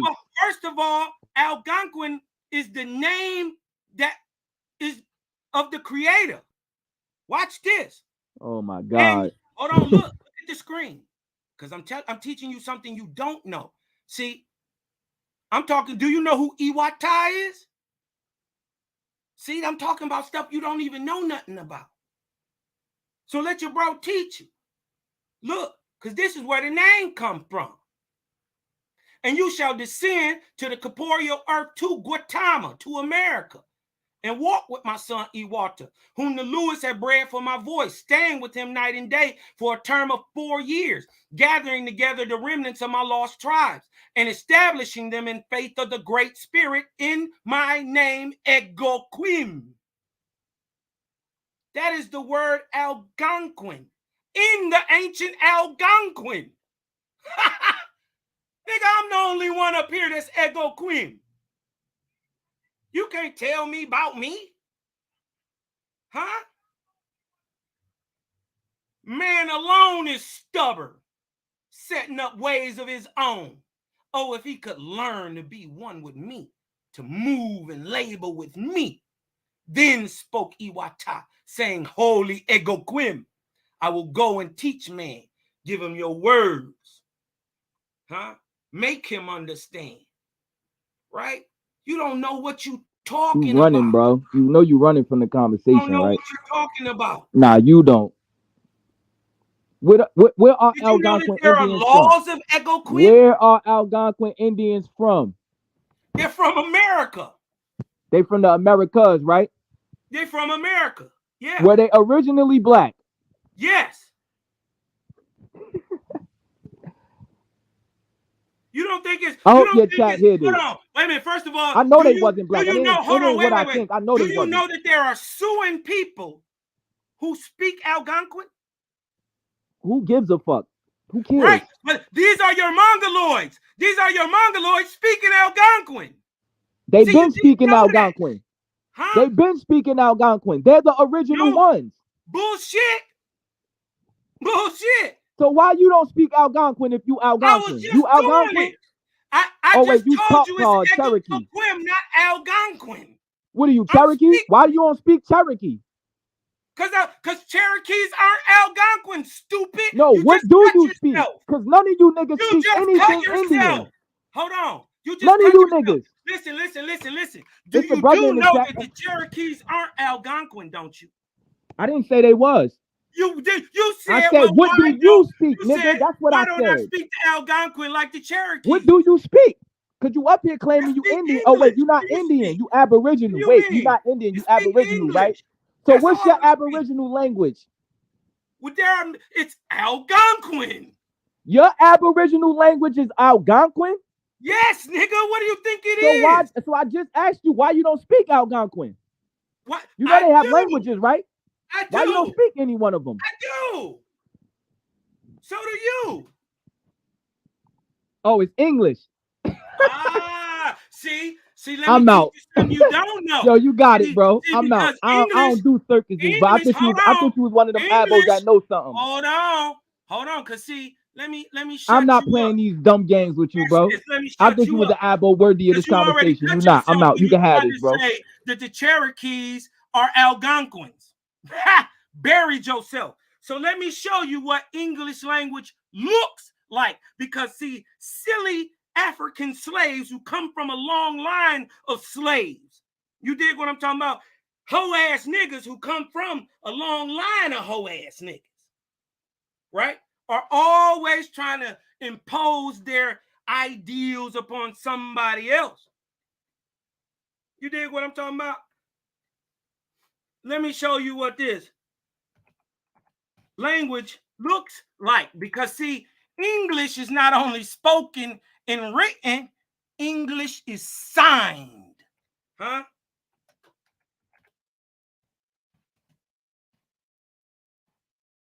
Yeah, easy work. I'm above his head. I'm above his pay grade. Huh?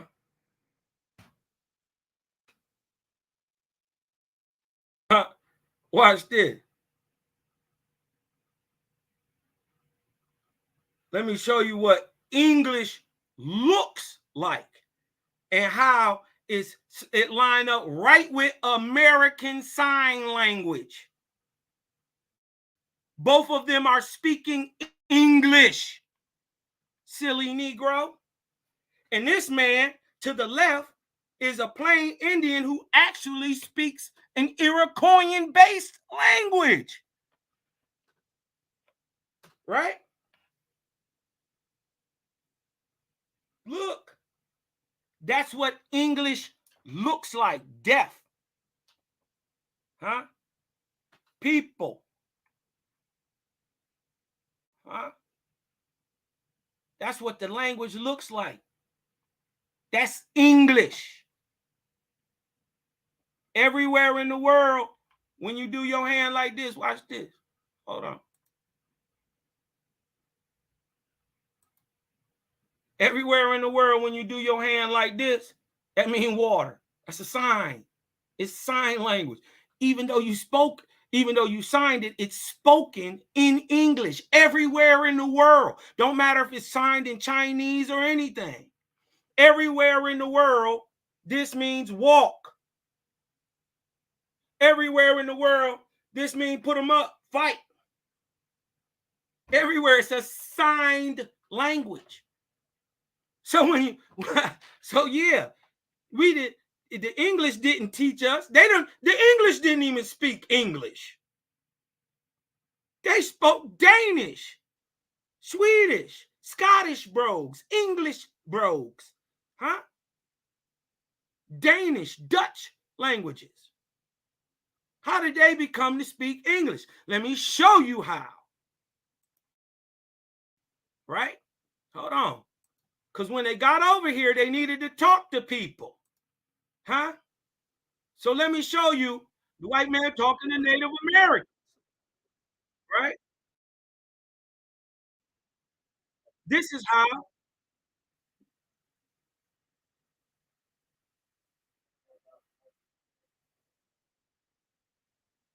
signed language.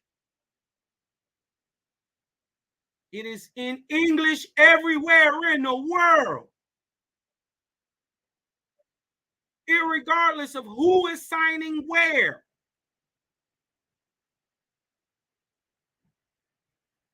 There ain't no Chinese, Native American that's different anywhere in the world. The signs are all the same, explained in English.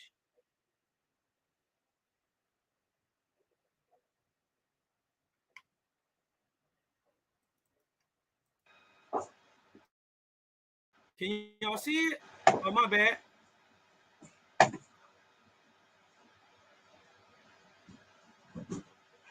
That's how we taught them English.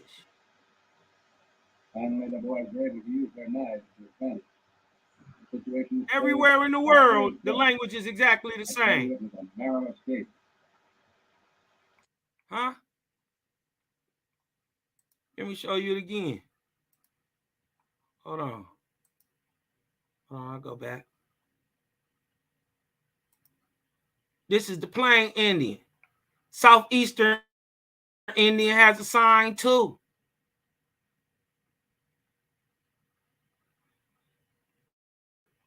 Hmm?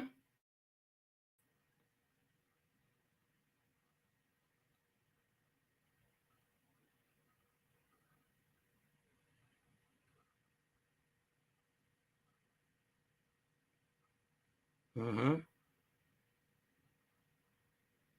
Yeah, pierced. Tried.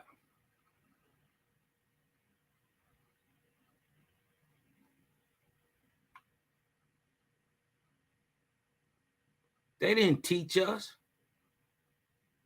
We taught them.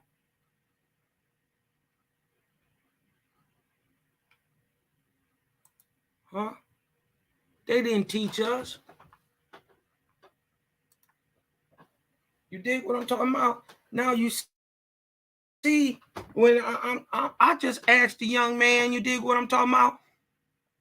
You dig what I'm saying? I just asked the young man, since you trying to enforce on me that I'm an African, why don't you prove you one? This shit is low-hanging fruit. I don't give a damn who you say you is. Ain't none of this nationality shit gonna make it to the higher heavens, nigga. But you not gonna sit here and tell me who I am. And everybody in my family done told me who I am, and I've done my genealogy. I can trace myself back here to 1680s. Who cares? Right? Only thing that matters is the truth. And the truth is, can't nobody tell me who the hell I am. Can't nobody tell you who you is. And when you find out who you is, just rock with it. I have not found a slave or anyone from Africa. I found people who've been in every war since Bacon's Rebellion. Every single one. Landowners, home builders, business owners, plantation and land owners. I ain't found the slave. As a matter of fact, I even found a black English woman, my fourth great grandmama. Her name is Sarah Godbold. Born in England in 1825, she migrated to the Americas in 1838 and married my fourth great grandfather. A black lady from England before I ever found any African. That's not to hate. That's just to tell you the truth. So, and the crazy part is, see, a lot of y'all not old enough. Y'all now, if y'all remember the movie Roots being showed on TV in 85, 86, right? Do y'all remember how you felt when you first seen that movie? Do you remember how it made you feel? Hate, and made you feel like you didn't know where you was and who was going on and when, where, and Yo, that thing had me feeling some type of way, yo. I went to school the next day. I was 8 years old. I whooped about 2-3 white boys, even beat up one of my good friends named Andy, just for the simple fact that I was frustrated about being an African, and I didn't have no tie other than my skin was dark. So when you find out people like Kunta Kinte ain't even African themselves, it's saddening.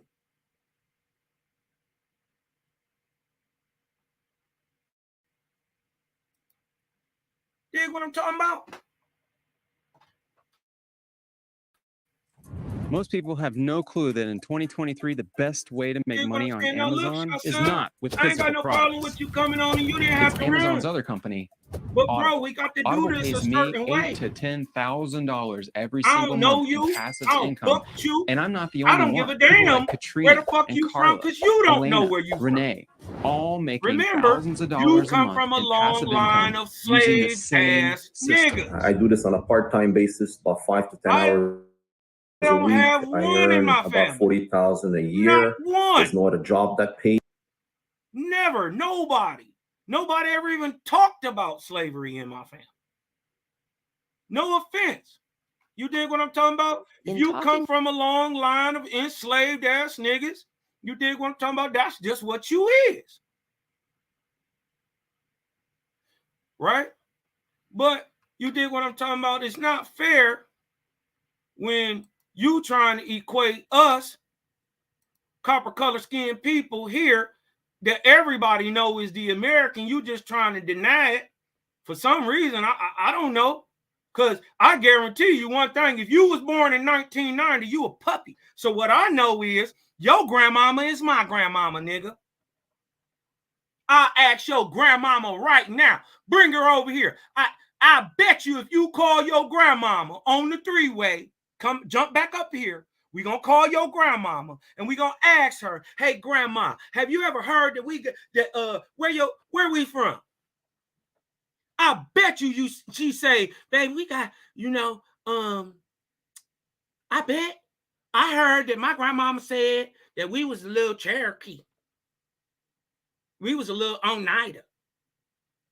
We got some Miami, some Huron blood, some Choctaw blood, some She blood, huh?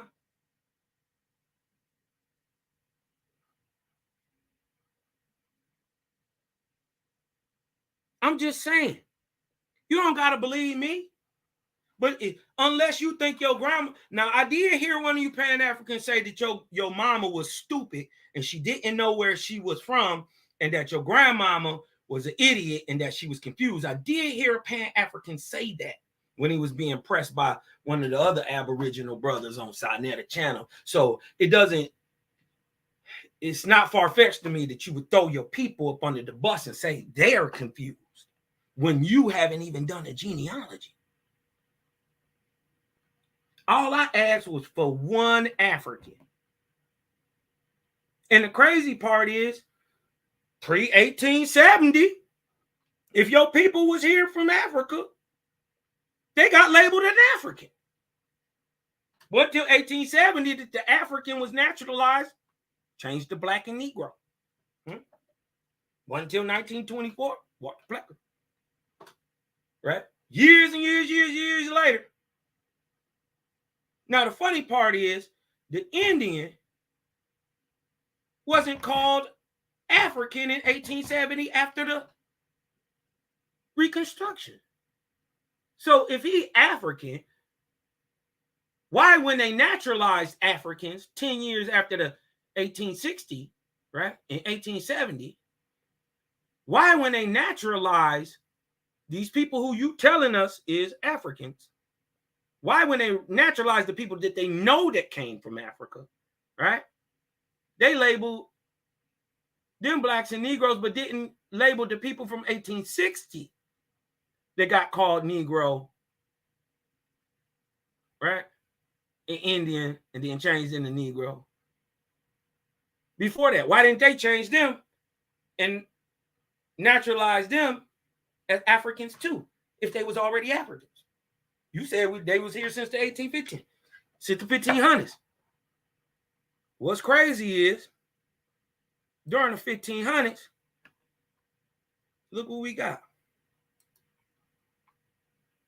Right? Because, see, they don't know what the hell they talking about.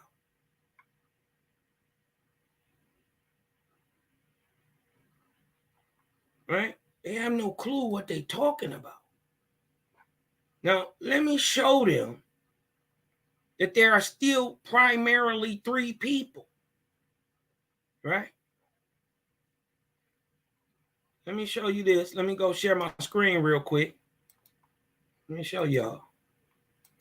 Watch this. I don't talk, I just teach. I just teach. Check this out. This is the book of S. Right? Let me show them something they don't know. Chapter 10, book of S. Right? S said, Spirit said, when God saw that Luamong, the false Christ, right, warrior angels had come upon the earth regions discovered by Colombo, God withdrew, saying, behold, I will use this as a testimony to Jehovah and against this false Christ in time to come. For I will withdraw my angel host and give up for a season the central lands of America and, or Mesoamerica, Guatemala. And it shall come to pass that mortals in these lands shall not prosper in peace, nor righteousness, nor in learning. Funny, I'm surprised he didn't bring up genetics. You know what I mean? That's one thing that the Pan-Africans like to run to. I like genetics. You know what I mean? I like for them to show me genetic drift. Right? Now, they will not what? Nor in learning, nor in science, nor in inventions, nor in anything good under the sun. Right?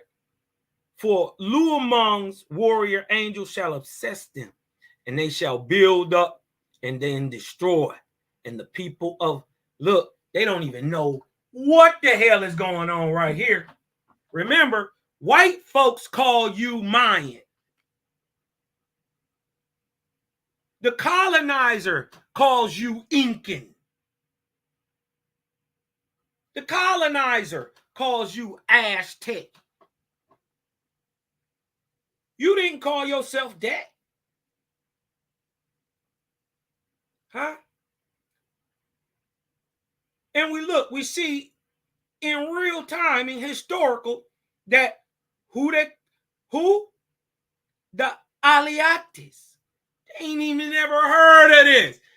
Toot your slave nigger lips up to talk about some shit you don't know nothing. Who is the Aliatis?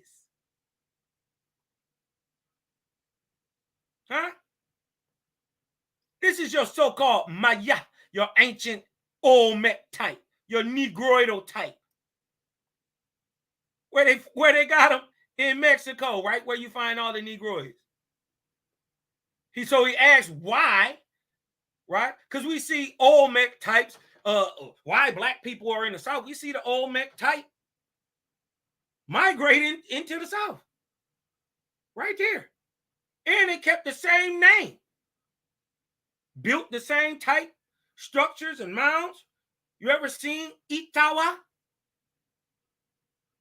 You need to go look at the Itawa mounds. Huh?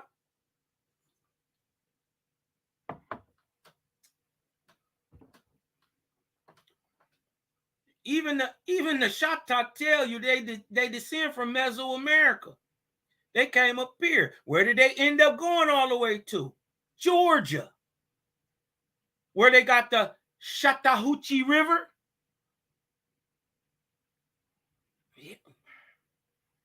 The Aliatis, who white folks tell us, who the colonizer tell us, right, are your so-called Mayans. Right? And the Yorubans or the Montezumas, these are your so-called Aztecs, your Aztecs, right?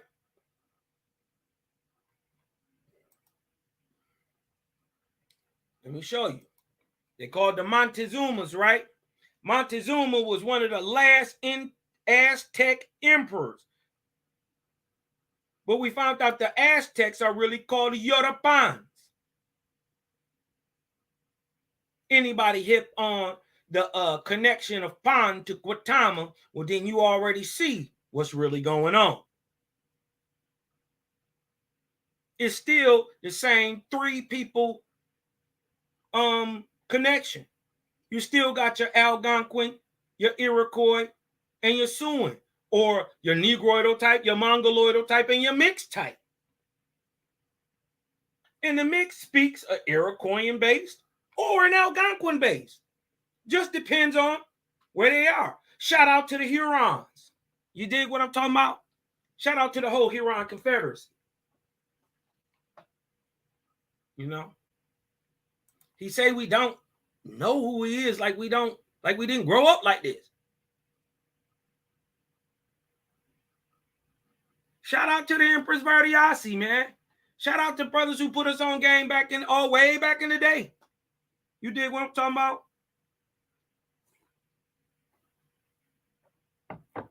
Shout out to my brothers like Aline Bey and Taj Tariq Bey. Good brothers, too. You dig what I'm talking about that I know. But the so-called Aztecs, right, are really who?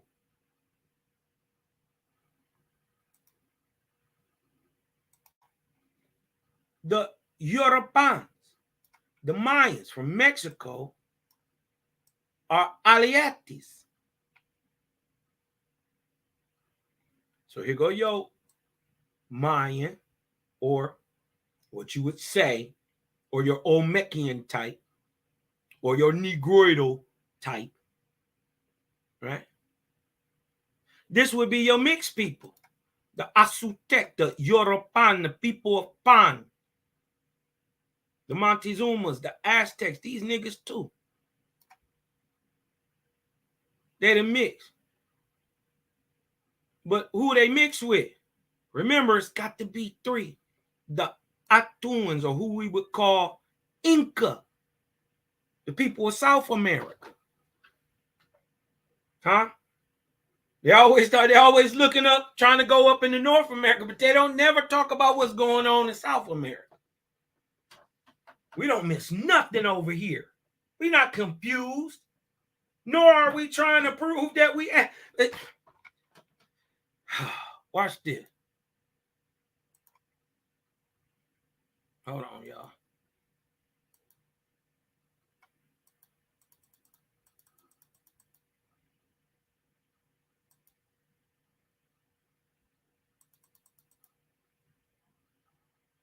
Because, right, look at this. Look at this. They don't know what the fuck they talking about. Niggas like Sha Sun is retarded. You dig what I'm talking about? He is totally gone off the Africa sauce. Let me blow this up a little bit. Right? Because he don't know what's going on. Look at this. Huh? He way confused. He think we hating on Africa or something. Goofy nigga. Ha! You goofy. You slave. Huh?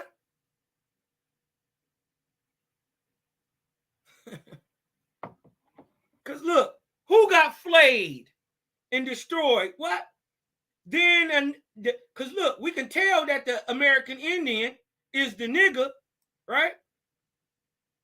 The American Indian is the nigga, right? Called Algonquin, right?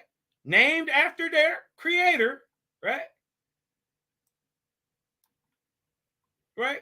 Because only one people in America under the auspices of a false god called Christ. were enslaved, flayed, because then another evil god, Christ, right, was called an evil god by who? The Indians. Why? Because Christ came and shall come to flay and destroy my sons and daughters and to cover the lands over with pure blood. Right? And then, right? So we know that the Native American wasn't flayed over here in America at all. As a matter of fact, he enslaved many of our people, many of the true Aboriginals. Right? Usurping names and becoming one people, and now you all Seminoles. No, hell no. That's a term that was put on a whole bunch of people that was fighting against another nigga. You think it mattered to a Crip what type of blood you is when you shooting? Huh? No, them all blood. The blood's over there.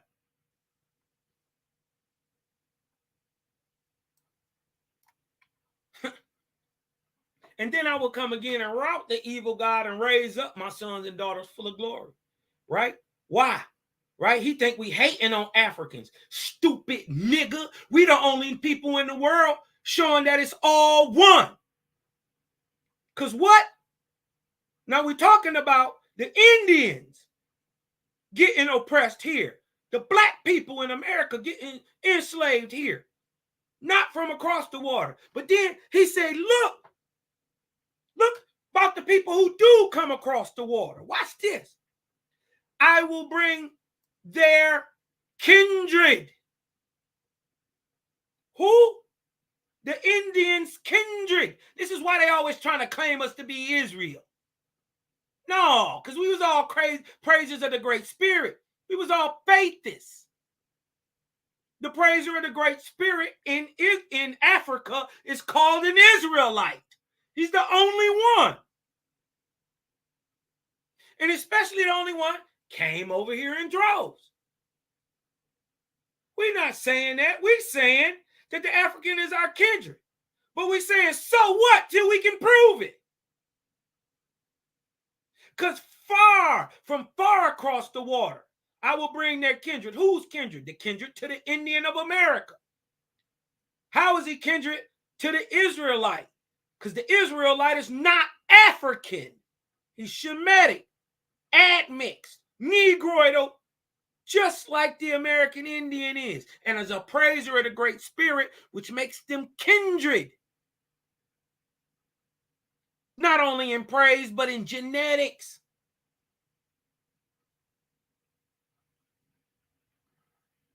This is why in the Out of Africa theory, when they find the oldest blood over here in AOO, and then in Albert Perry, and then they find 11 different step-down versions of AOO in the Cameroon, this is why they can't tell which one came from which side. Did the one from Africa go make Albert Perry? Did the one from Albert Perry go make Africa? This is why you can't prove it. This is why we're on Out of Africa number 5. Because the 4 have already been debunked because they can't prove genetic drift. They can't prove it. If they could, it wouldn't even be an argument. But they can't. Because I will bring their kindred, faithists, from across the water, a wise-speaking people whom worship none born of woman, a people who do not war, who do not kill off weaker nations, right? But let's show you why. Now we're talking about the Israelites. This is 839, right? This refers to the early faithists, immigrants and aggregates who essentially were descendants of the seed of Ham. We ain't hating on Africa. We don't give a fuck. Because that stuff is not going to matter where we going. We want to raise all humanity. Huh? But it matters who we are to us. If you got it all, Good for you, nigga. Go help your people, African ass slave nigga. We not the same. Right? I'm not saying that it wasn't Africans here.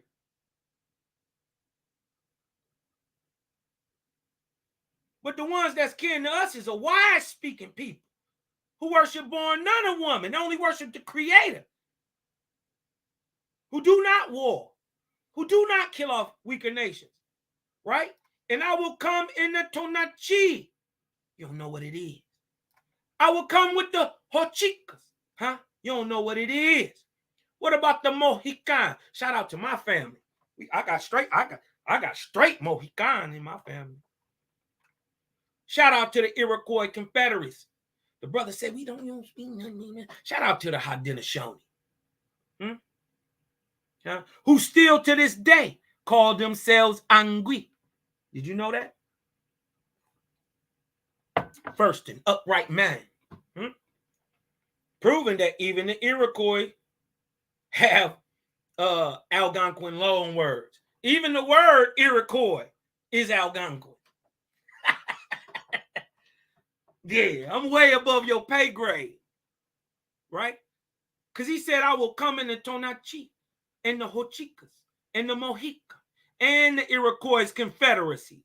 My hand shall reach around the world in that day. And I chase away all false gods and saviors born of woman.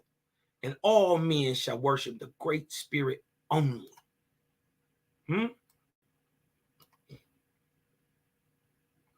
Yeah.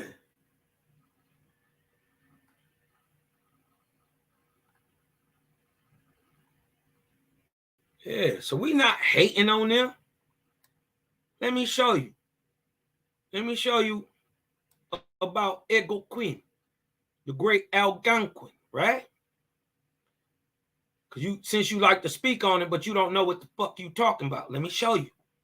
The creator saw the great work of Iwata. Huh? You don't even know who this is. This is the equivalent of Abraham, but in America. I don't know nothing about this history, African slave ass nigga. Take your ass back over there with Ubuntu. You dig what I'm talking about? It hit different when you wake up every morning and you blow in a cow's ass. Huh? That ain't my culture. Right? Jollof, fufu. That's not my culture.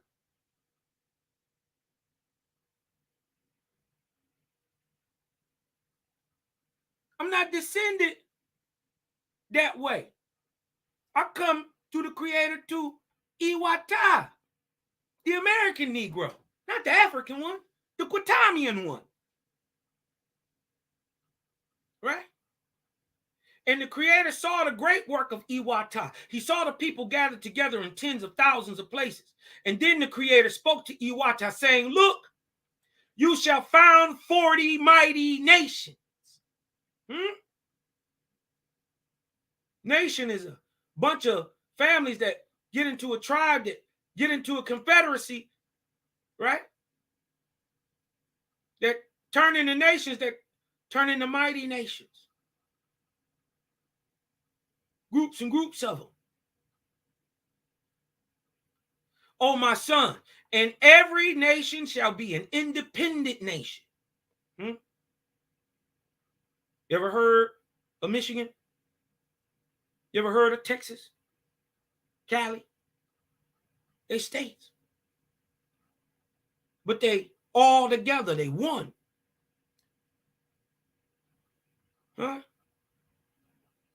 This 3,000, as a matter of fact, shit. This during the time of Iwata. This 3953 BC, nigga. This 6,000 years ago. We already had the shit set up. Just like we run America today, they got the whole idea to run it from the Aboriginal Americans. Why? because every nation shall be an independent nation, but all the nations shall be united into a brotherhood of nations as one mighty people, and that one shall be called Opa Ego Quim. He said, why don't you speak Algonquin? Opa Ego Quim, which is the union of Indian states that was called as stated. Here's your so-called Algonquin, anglicized. But after it became an anglicized word, it was called Algonquin. That is, Egoquim eventually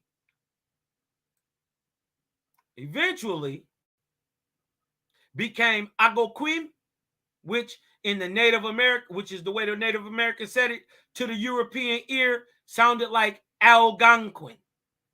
And it was spoken so and written so in the English language. Huh?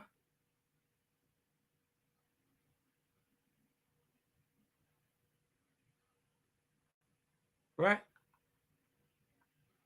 Since you want to know what an Algonquin is, let me show you what the Opa Ego Quim means. And what does it signify? What does Opa Ego Quim, Algonquin, signify? It signifies one. For when I come in Cosmon in 1848, my people shall have what?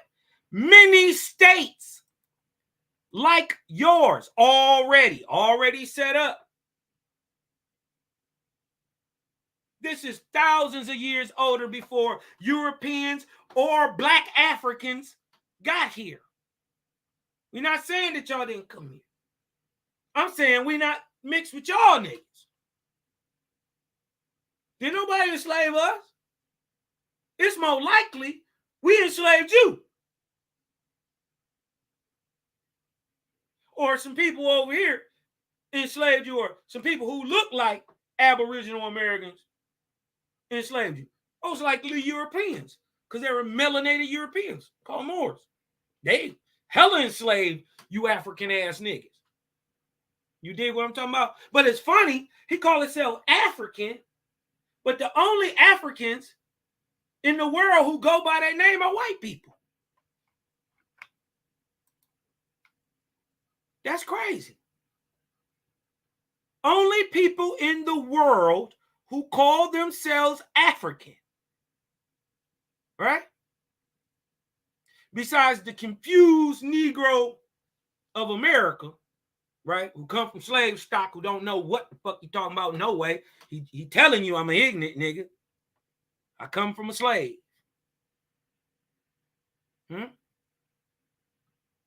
When? You knew your grandmama. She wasn't no slave. You think slavery stopped in 1865?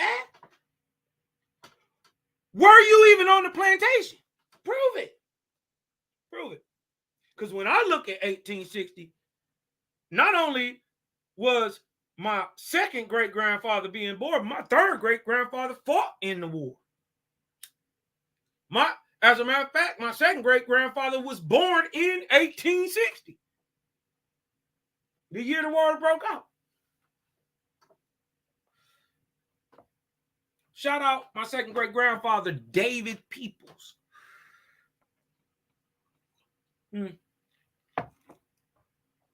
Crazy.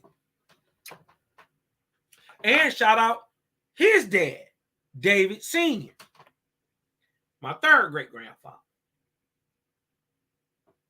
who actually fought in the American Indian War, American Civil War, 1860. Dig what I'm talking about? He wasn't no slave. He had over 400 acres. He had cows and draft horses and mules, all type of stuff. All that's on the thing. And then the crazy part is, if you go, I'm gonna show that. I got to transfer that over, but I'm gonna show it on my next Aboriginal build. How his wife, who just light skinned, go from Indian to mulatto to white. No, she go from Indian to white. Indian, white to mulatto to color in a span of 30 to 40 years on 3 different censuses back to back. She go from an Indian, right, to white, then to mulatto, then to color.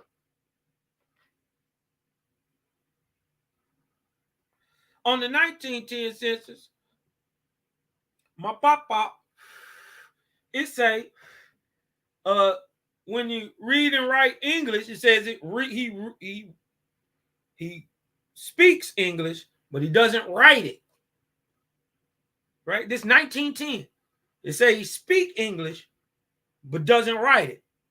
But right under that, it says native tongues. It says yes. So how does he speak a Aboriginal tongue? And why is they trying to tell us we Blackfoot? And this nigga speak a Algonquin tongue, Blackfoot.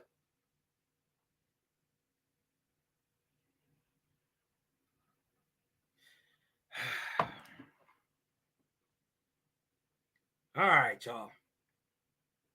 You dig what I'm talking about? But I want to show y'all this. Because like yours, and their combination shall be called union, right? Ain't we called the American Union today? Yes. Signifying one. Mind you, this was given as a prophecy 6,000 plus years ago. Nigga, what is you talking about? This already been proven true. What do you think a 49er is? Say, build a model for them, O Iwata. For although when they come, they will overthrow your people on the earth, and the angels of your holy ones, who are Native American spirits, who are firm in adherence to the obedience of the great spirit Yahweh.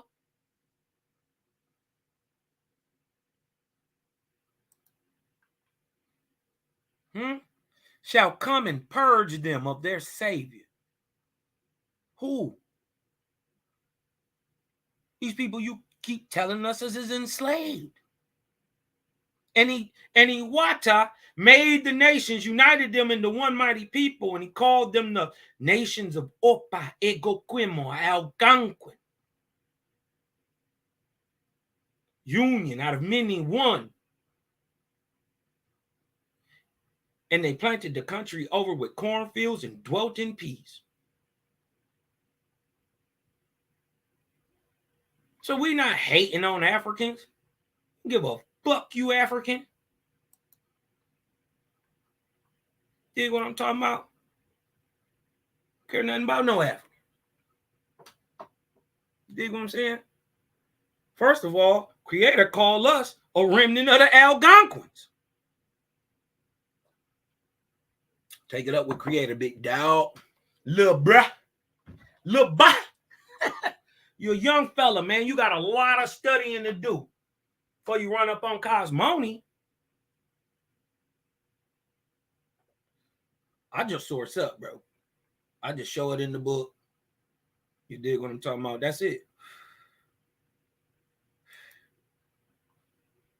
Right? Since you wanted to practice lookership, right? You wanted to practice lookership. Most reservation Indians were carefully selected by the U.S. government to occupy reservations when reservations were being established. All native or indigenous people of the Western Hemisphere did not live in teepees or pueblos. Look, all native indigenous or Western European, aka Indians, did not and do not have high cheekbones, slanted eyes, reddish copper skin, or straight black hair. Why? Because some of them got black horsehair. Right? All native or indigenous people of the Western Hemisphere, aka possess different physiological features, hair texture, bone structure, skin tone varied. Right? Native or indigenous people of Western Hemisphere, also known as Indians, did not refer to themselves or their ancestors as Indians. Read it in wheat, nigga. The word Indian, red man, Native American are European colonizer terms. What you trying to push on me? We use them colloquially so we can tell the difference between the two people. Native or indigenous people of the Western Hemisphere refer to themselves by ways of tones, vibrations, and expressions. Yoruban, Aliatis, Itura.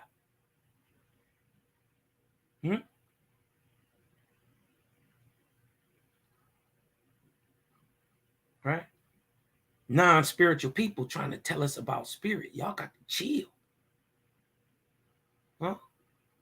The dark-skinned natives indigenous to the Western Hemisphere, aka Indians, were reclassified during the 17 and 1800s as Negroes and coloreds. Read it and weep.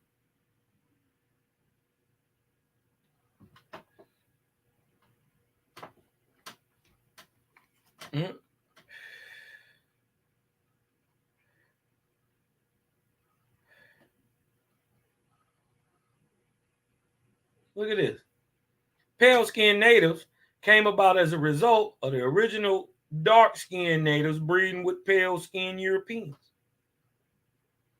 Right? But the European can also be Eurasian. A light-skinned native born from this union would again breed with a pale-skinned European. Thus, the progeny of this union would become more pale or genetically recessive. Just think about like this. Blake Griffin. Let me show y'all.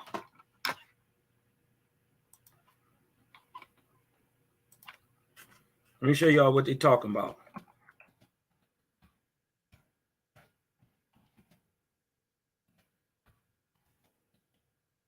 Let me show you how you change a so-called black man to a white man in one generation. Right? This is Tommy Griffin. Right? This is Tommy Griffin. This black guy. This is his son. Right? Mix Negro with the European. Right? We get Blake and his brother Taylor. Right? The mix, Negroidal type, mixes back with this lady here, Elaine Finley Griffin. Or you know, Bryn Cameron. Right? Now let me see, let me show their son.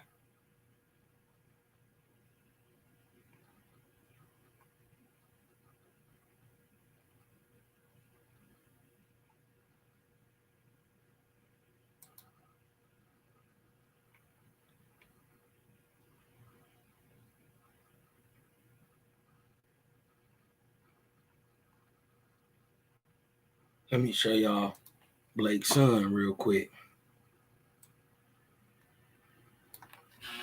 Now remember,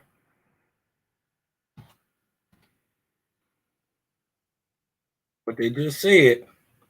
They said a light-skinned native, pale-skinned natives come about as a result from the original dark-skinned natives breeding with pale-skinned Europeans. A light-skinned native, a black man, Blake Griffin, from this union would again breed with a pale-skinned European. Thus, this progeny of this union would become more pale or genetically recessive. After centuries of this breeding process, eventually produced the pale-skinned natives of Western Hemisphere. Right? Hold on. Let me show you. Where we at? Hold on. I want to show. Let me share my screen.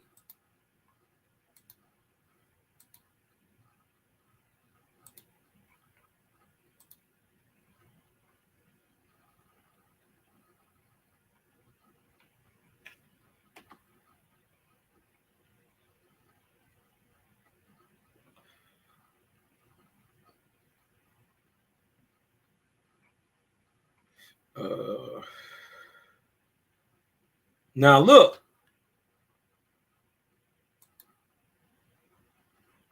Now look. I want y'all to see.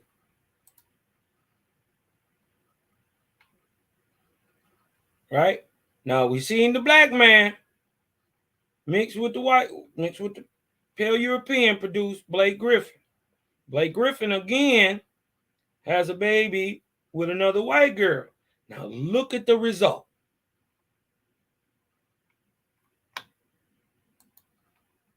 Is he any less Indian?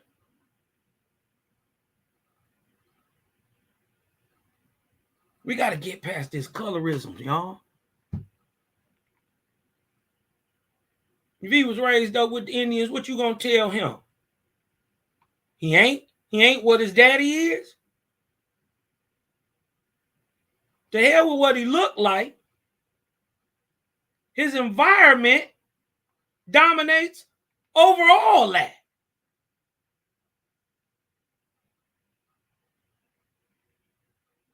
But this is how you change a dark black man. Where is daddy at?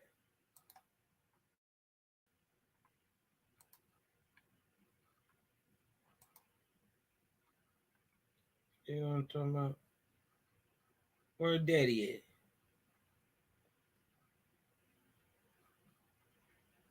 at? All right. What we seen is daddy, Tommy.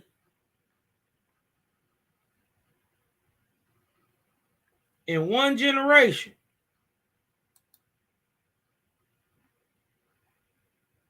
A black man goes on to produce a white son. So we got to get past the colorism anyway. That old Hamitic.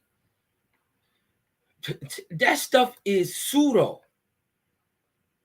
Negro, Mongoloid, white. Ain't no white people. Ain't no black people. Where's the black land? Where's that? You dig what I'm saying? Cap, man. You dig what I'm talking about? I'm just saying, if you come from a long line of slaves, it doesn't shock me that you still have a slave mentality today. You dig what I'm talking about?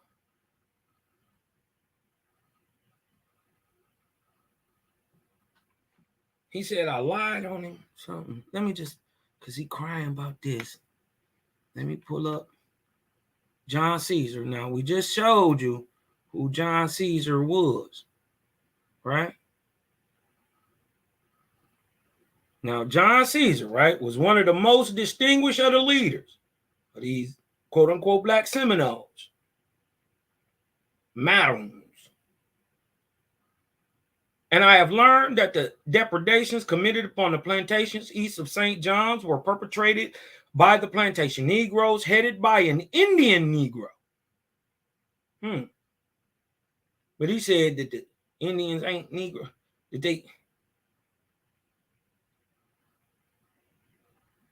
An Indian Negro, they're the same thing. It's like saying African American. It's an impossibility. Only African Americans are like Elon Musk and Charlize Theron. This is John Caesar, right? A leader of the Indians who fought on a plantation. But I guess he want me to get a Wikipedia. Let me see what we bring up on John Caesar. I think he thinks it's going to change, right? Because he did a Google search that John Caesar, called by the military leader at the time, was a military leader.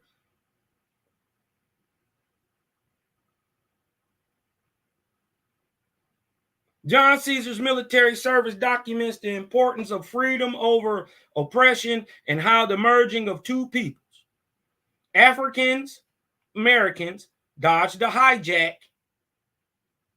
These are copper-colored Aboriginals and Native Americans, the Mongoloidal types, right, into political allies. First of all, nobody has explained to me how these, first of all, y'all saying they Africans, right? How they spoke to the Native Americans. How? We know these people speak Iroquoian languages. If he spoke English or even Algonquin, how did they speak to the Mongoloid Iroquoian types? Because he's a real Indian. He is an interpreter. How? In 1750, if you're supposed to be a slave. In this case, Caesar, an African Seminole. Now look, African is synonymous with Negro. Remember, they just called him a Negro African. Black is synonymous with African and slave and Negro and downtrodden. Huh? A big fat nothing burger. That's what African equates to. Same thing with Negro. But we know he talking about nigger Indians, nigger Seminoles. Because what Africa he from? Where in Africa?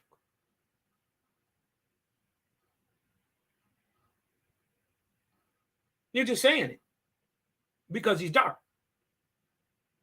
Just like they're trying to deny Indians today because they dark. That's the reason that they tell us we can't be Indian.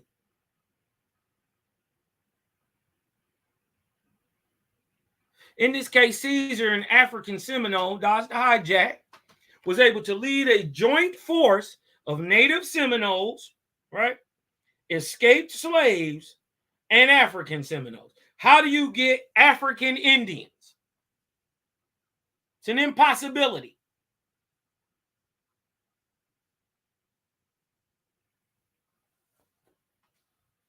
When Seminole don't mean Indian. Seminole just mean runaway. It means maroon.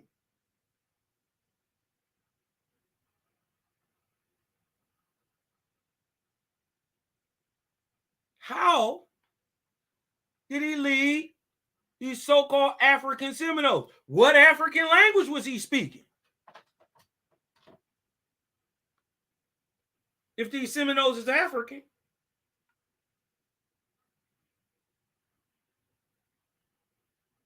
See, when you start to put logic and common sense to lies, it just unravels.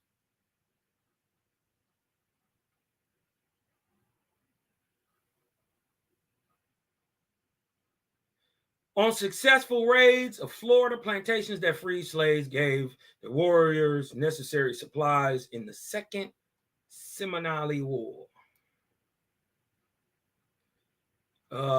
Written documentation about the early life of John Caesar is meager and scattered.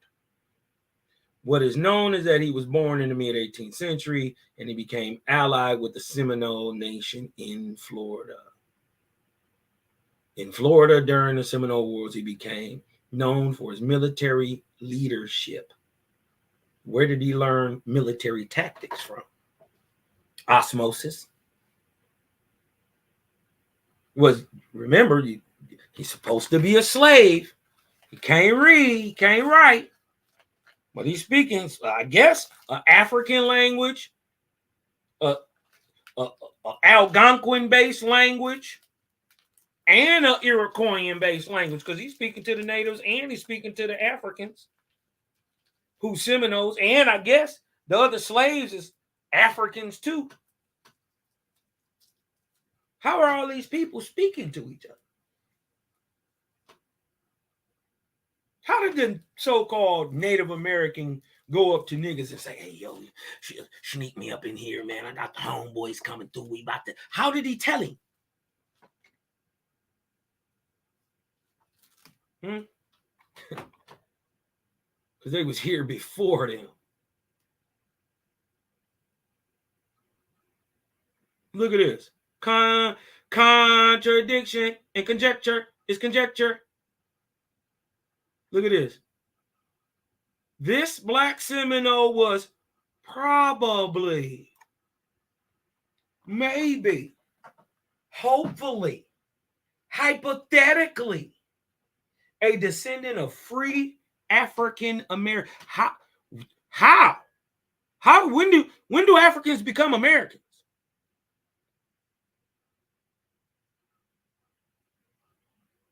Or fugitive slaves. They're saying that because he's black. He has to be a slave because he's black, like Shashan. Shashan is a slave who descend from a long line of slave-ass niggas. I don't deny. As a matter of fact, I agree with you. You are. You act like it.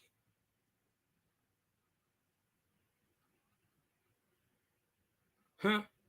But ain't no truth in that. Your source is cutting you. He was probably. Caesar was a member of the Seminole Nation. What'd he say? He told Iwata what? To put them together.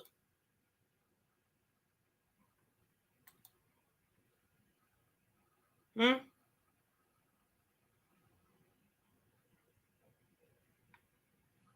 don't even know. You're not ready, cuz. Cold with this shit, nigga. I'm a sorcerer.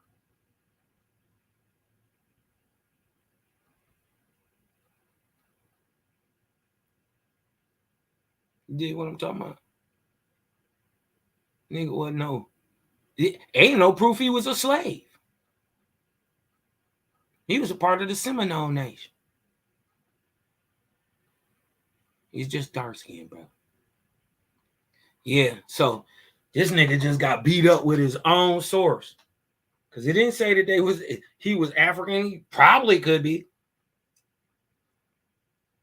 They don't have no definite history on John Caesar. I don't know why you would want me to bring him up. Right? What they do know about him is that he was part of the Seminole Nation. Yeah. Okay. Anyways, got a little something up out of this. You dig what I'm talking about? Hit me with a 3 in the chat, man. It's your boy Cosmonian, man. We gonna keep bringing out more of this stuff because I like genetics personally. Because if you can prove genetically who is, you dig what I'm talking about? Or SNPs and haplogroups, and you dig what I'm talking about? Nucleopeptides and all that stuff. Yeah. I love it. You dig what I'm talking about? Because certain things are only descendant from parents. Certain traits are only in certain peoples. You dig what I'm saying? So you can always get into that. I love that. But as always, man, it's your boy Cosmonian. You dig what I'm talking about? I want y'all to breathe in. Let the light in. Some Cosmine and a mouth.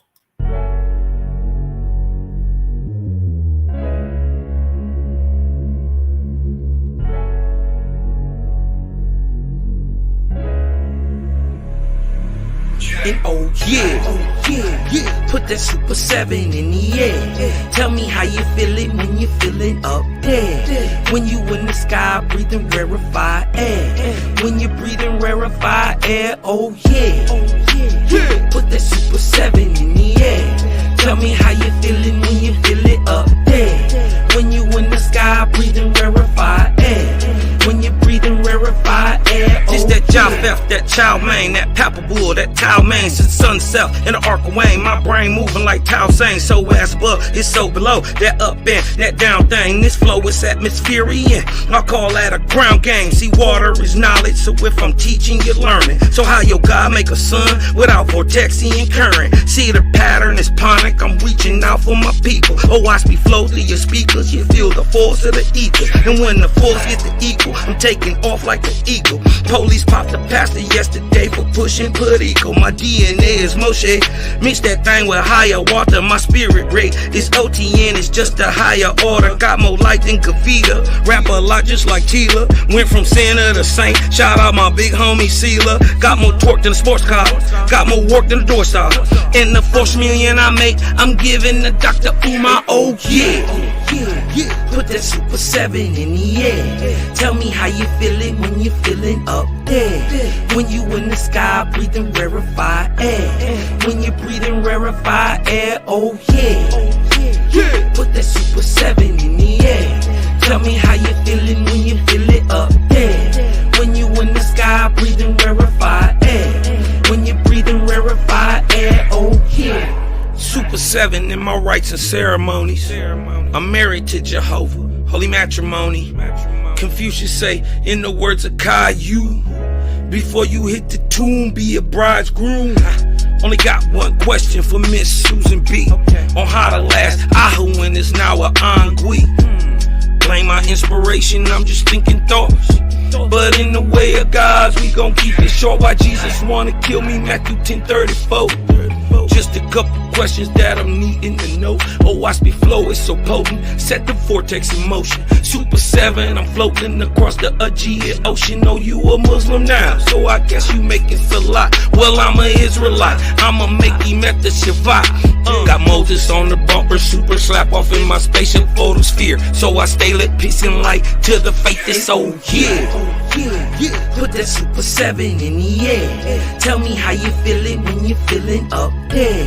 When you in the sky breathing rarefied air. When you're breathing rarefied air, oh yeah. Put that Super 7 in the air. Tell me how you feeling when you feel it up there. When you in the sky breathing rarefied